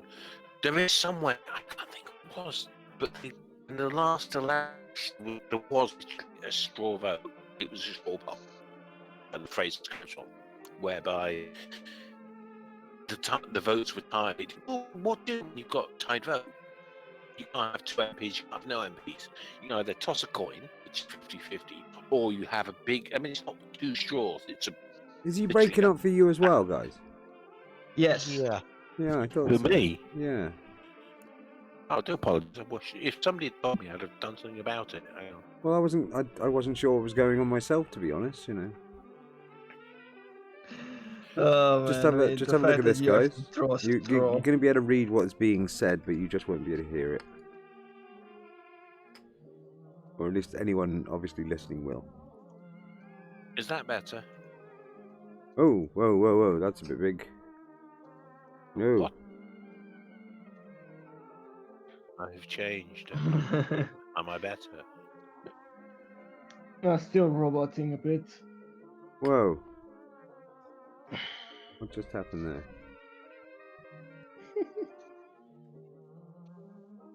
I hate it when stuff like that happens. Oh, it's gone now. Great, it's gone. God damn it. Doesn't matter. Doesn't matter. Oh man, you throw a straw and the guy who has the biggest one wins. Just... Well, or woman. It's a way of deciding. Ultimately, you have to have if the things are tied, you have to have a method to decide. No, you don't. You do the recount and do the count properly. Well, they did. I'm trying to think where it was. I think instead of doing a straw pulling, you should do like a drinking contest. That would be funny. Oh, here we go. Okay, let's try this again.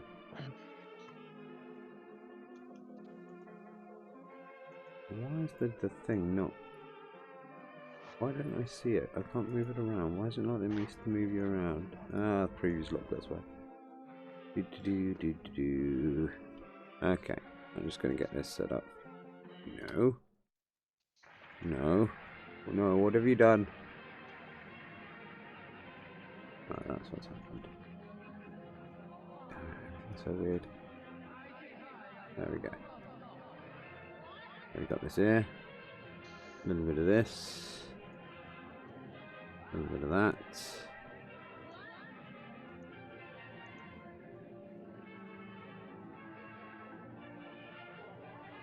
So everyone can hear this.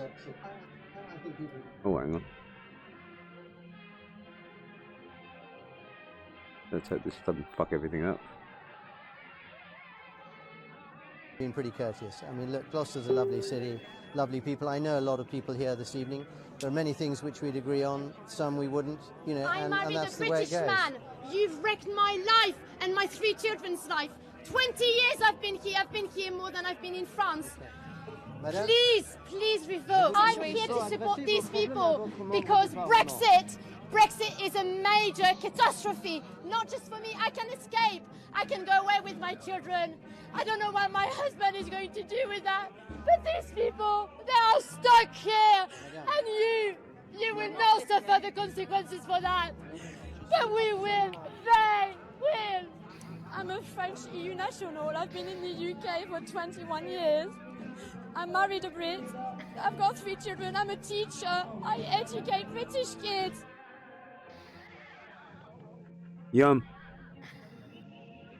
That was an exceptionally sad video.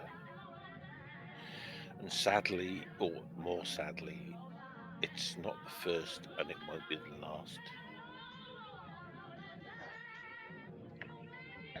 And all that we've had so far is Joe Cox being murdered. God. Oh.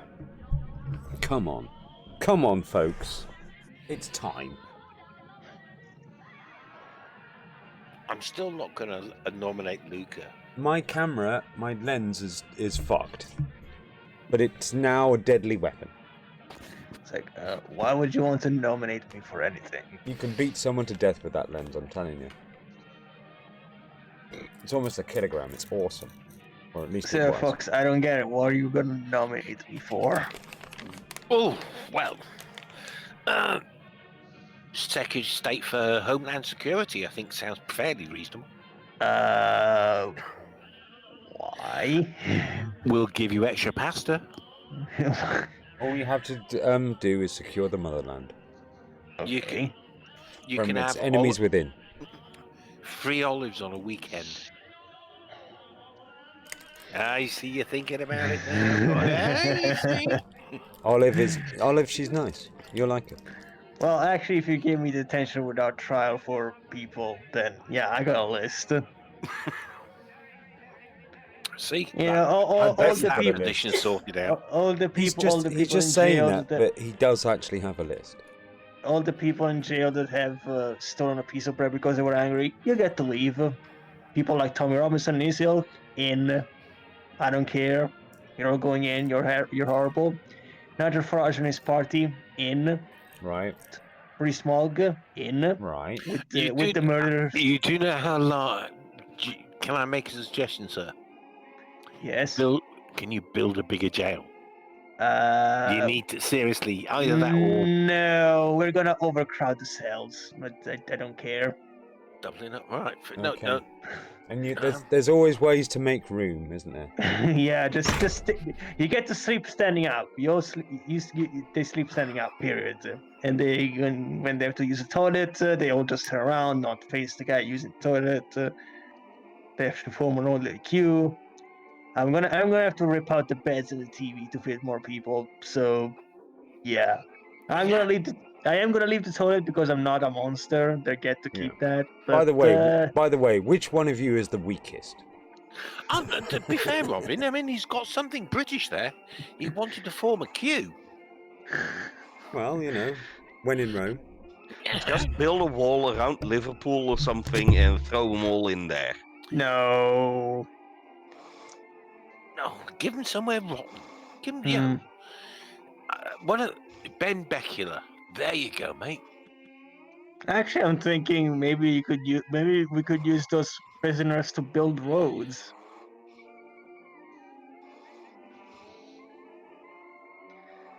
No. Oh yeah, you don't want them with anything sharp, right? I forgot. Would you trust them to build anything? Well, I mean, if you course free small, we're basically saying you're not eating until you build your quota, then yeah. Yeah, but you're going to put Rees-Mogg in charge? No, not in charge. You're just gonna give him a shovel and say get to work, and you're not coming back in until you finished. I would recommend somewhere like Benbecula or one of the. I mean, I don't want to say Shetlands because Shetlands is quite nice. Benbecula's horrible. I apologise to anybody from the Inner Hebrides. Outer Hebrides. Yeah, Outer Hebrides. That's even colder. In fact, what's that? There's a rock in the middle of. There's a rock in the middle of the Atlantic between Britain and Iceland. And it's really, really shit. Nobody lives there. It's an absolute shithole. Perfect. I've worked out where we're going to stick them. All I've got to do is work out what's its name. Where's Google Maps? So yeah, just stick them all in a jail cell and done. No more problem.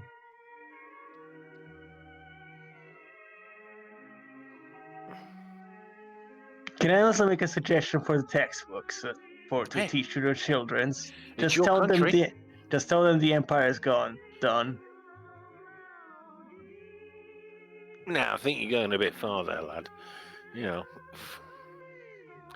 Somewhere where the fuck is. Actually, might be going too far would be me tearing down all the statues of the empire, just tearing it all down, and just putting a plaque that says, scum, deal with it. just teach the British people humility through insults and just berating them all the time. Well, fair enough. As long as you don't ban cricket, there are certain things we can't allow. But I'm fine. I'll leave you the cricket. I'll leave the tea. You can have your scones. But I'm gonna teach you how to cook properly because seriously, I do not want to have to rule an island with shitty food. Fantastic, chef. Well, okay. Well, part of an island because the first thing I'll do if I'm in charge, I'm gonna give Scotland independence. There you go. You're free. Oh, I got rid of Scotland. Hey, it's getting better already. I'm starting to like this place. Ireland gets reunited. Wales and Cornwall get autonomy. And if the Queen look, whoa. Doubt that Wales would. Scotland. I'm sorry, but if you're giving it to Cornwall, Yorkshire, mate. Sure. You get well. You could. Well, I mean, at this point, everything's collapsing because everyone's going to be sort of like going back into basically before fucking King Arthur. Well, Yorkshire can have its own independent little republic if you want. No. We're not a republic. We'll have our own currencies. That'd be great. Yeah, our currency will be Pontifex cakes. Yeah. Yeah, okay. You get to be you're gonna replace Scotland as the autonomous region. I mean, he is taking. You are taking it to the extreme. The boycott family. Yeah, you are already taking it to the extreme there. Wales probably not. Scotland, pretty much. If Ireland goes, Scotland will go. Yeah. Cornwall, shut up. Why not? Well, they voted for Brexit for a start. So they're kind of pro-Britain. It's a regional cultural minority. They get to have their own autonomy over there. That's how we do it in my country. Luca, we do it with the German part. Luca. Do you know where I've lived for most of my earlier part of my life? Cornwall. Yeah. And where have you lived? Italy. Now, how many Cornish people have you spoken to compared to the amount of Cornish people that I've spoken to? Nobody. Okay. So I don't mean to be sort of like, you know, pull rank here or anything like that, but you don't know what you're talking about with this lot. I'm sorry.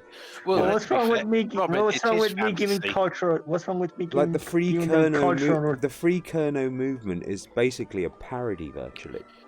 You know, they're just taking the piss. What's wrong with giving them That's like cultural autonomy? that's it's not like illegal. I know, but it's like thinking that crop Robin, circles are actually They will made by have free aliens, Cornish dude. pasties. You know, it's like originally the Flat Earth Society literally was a joke. Some of them don't care. Fine. Most The people Cornish don't get their cultural autonomy. I'm not saying they don't get it, you fucking idiot. I'm saying that they don't want it. What it means is they don't. Well, have if they ever been asked. There's a few weird Cornishmen who think, yeah, we could go it alone, and it's like the rest of us are looking at them, we've got to go. Are you fucking kidding me? None of us have paid a cent in tax that's ever managed to leave this country, and we need double that just to survive. What are you fucking talking about? Robin, you did kind of. You kind of gave it away in one sentence. There are weird Cornish people. Yeah. Like, yeah, we can make it. How? And let's be honest. Mining copper again? You be fucking weird mining nothing over there. And But no, Robin, I'm Mainland. not saying full-on independence like Scotland. I mean, like Well, what do autonomy. you mean then? What does autonomy mean? Like the one we have What in does Italy. that word where you mean get to- anymore? Like basically in Italy we have autonomy for the German part up there with Austria, and they basically get to keep all of their tax revenue. Right. And they have some autonomy with their laws. That's what we do. And the government cannot interfere in their cultural affairs. That's what we already do in England. We have councils with their local council laws and their local council tax. Oh shit! I'm gonna have to deal with that as well. Well, I'm gonna bring civil law in and a proper constitution as well. So you're gonna have to be all following the same law. Because let's be fucking fair, I really don't like that whole everybody has his own little stupid law around it. It's like, no, sorry, we all follow the same rules. Period. It's called egalitarianism. I know the British hate that word. Well, no. Well, if you can imagine, there's different rules rather than so much laws, if you will.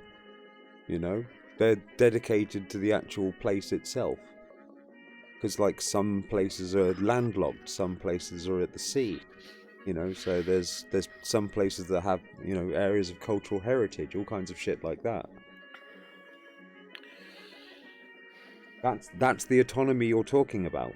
And now you say, oh God, all these little guys having their own laws, and it's like, what are you talking about? You just said you wanted autonomy, but not so much as actually, you know, not leaving the country, just having more of your own laws. And I said, that's what we're already doing. And now you're saying you don't like it. I don't get it.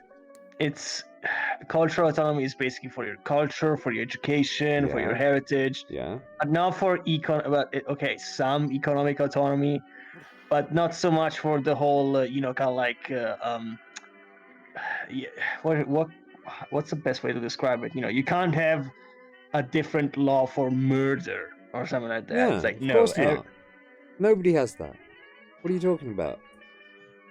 First of all, even if they did have that on the books, what, somebody's going to have a different kind of law for murder? What are you talking about?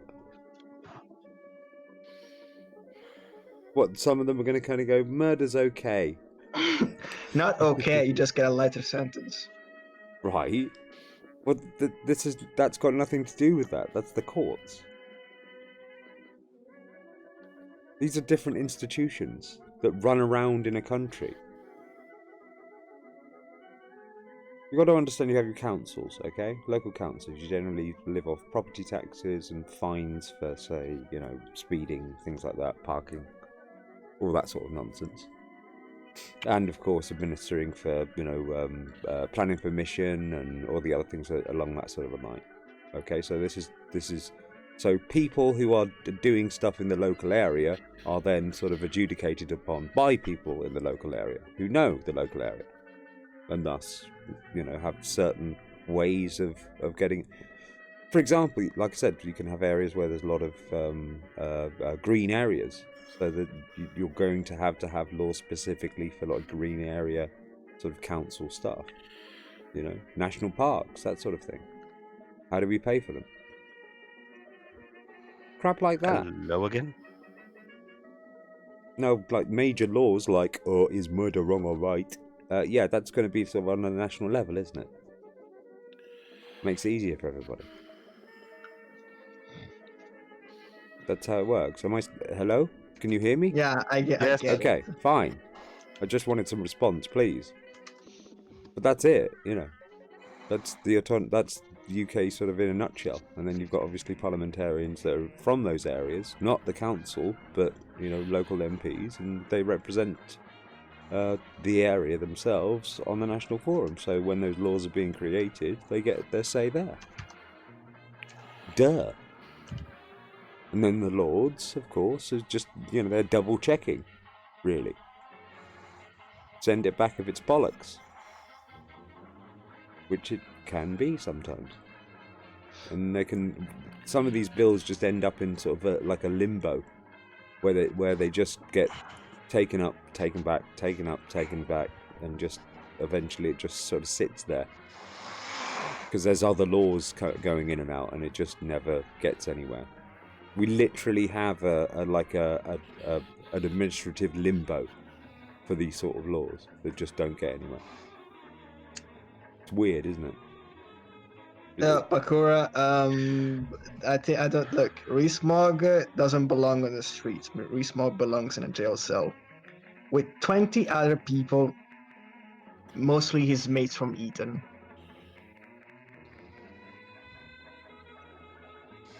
Oh god, now I'm thinking just putting them on. It's like they're gonna be so disappointed. Like, oh, why? Why is it's like we're good bred boys? No, you're not. Shut up and stay Just in there. imagine the smell in that cell.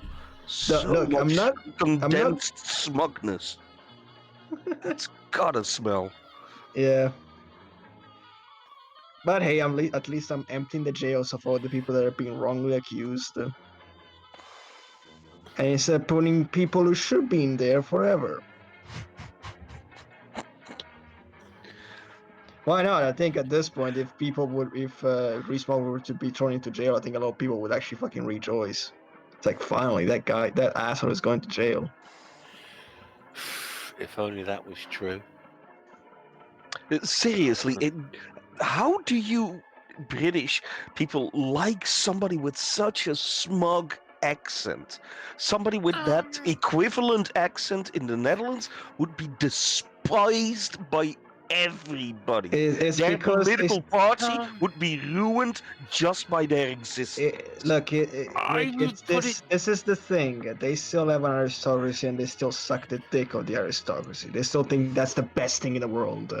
So if you sound posh, you must be well bred, even if you're an asshole. That's a fair. I mean, it's the forelock tuck. Yeah. The what? And hey, look, I don't mind. Do you know what the forelock? It's the. It's like the front bit of your hair. Oh, okay. Tuck in the forelock. Yeah. It's like, yes, my lord. Yes, my lord. It's like doffing a cap.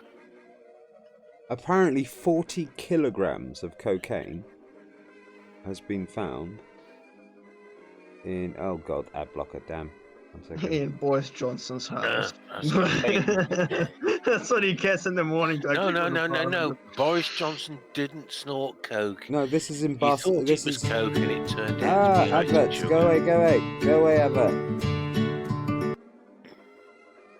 God damn you. Anyway, yeah. If it's a house in Leeds, I want to know the address because I'm going to get a taxi. 40 kilograms has been found in a Brazilian President Jair Bolsonaro's G20 plane entourage.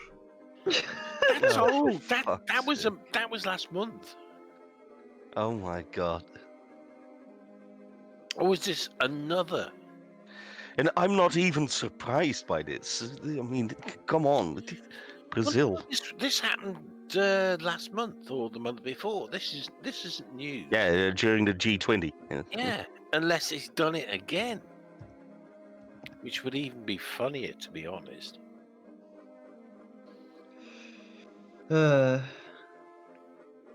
Dear oh dear. Serviceman was found to have cocaine in his hand luggage that weighed a total of 39 kilograms. That's a heavy bit of luggage. That's not hand luggage, I'm sorry. Yeah. That is not fucking carry-on. That's a bloody big rucksack. Yeah. That's me going on holiday, that is. Obviously not cocaine, but 30 kilograms.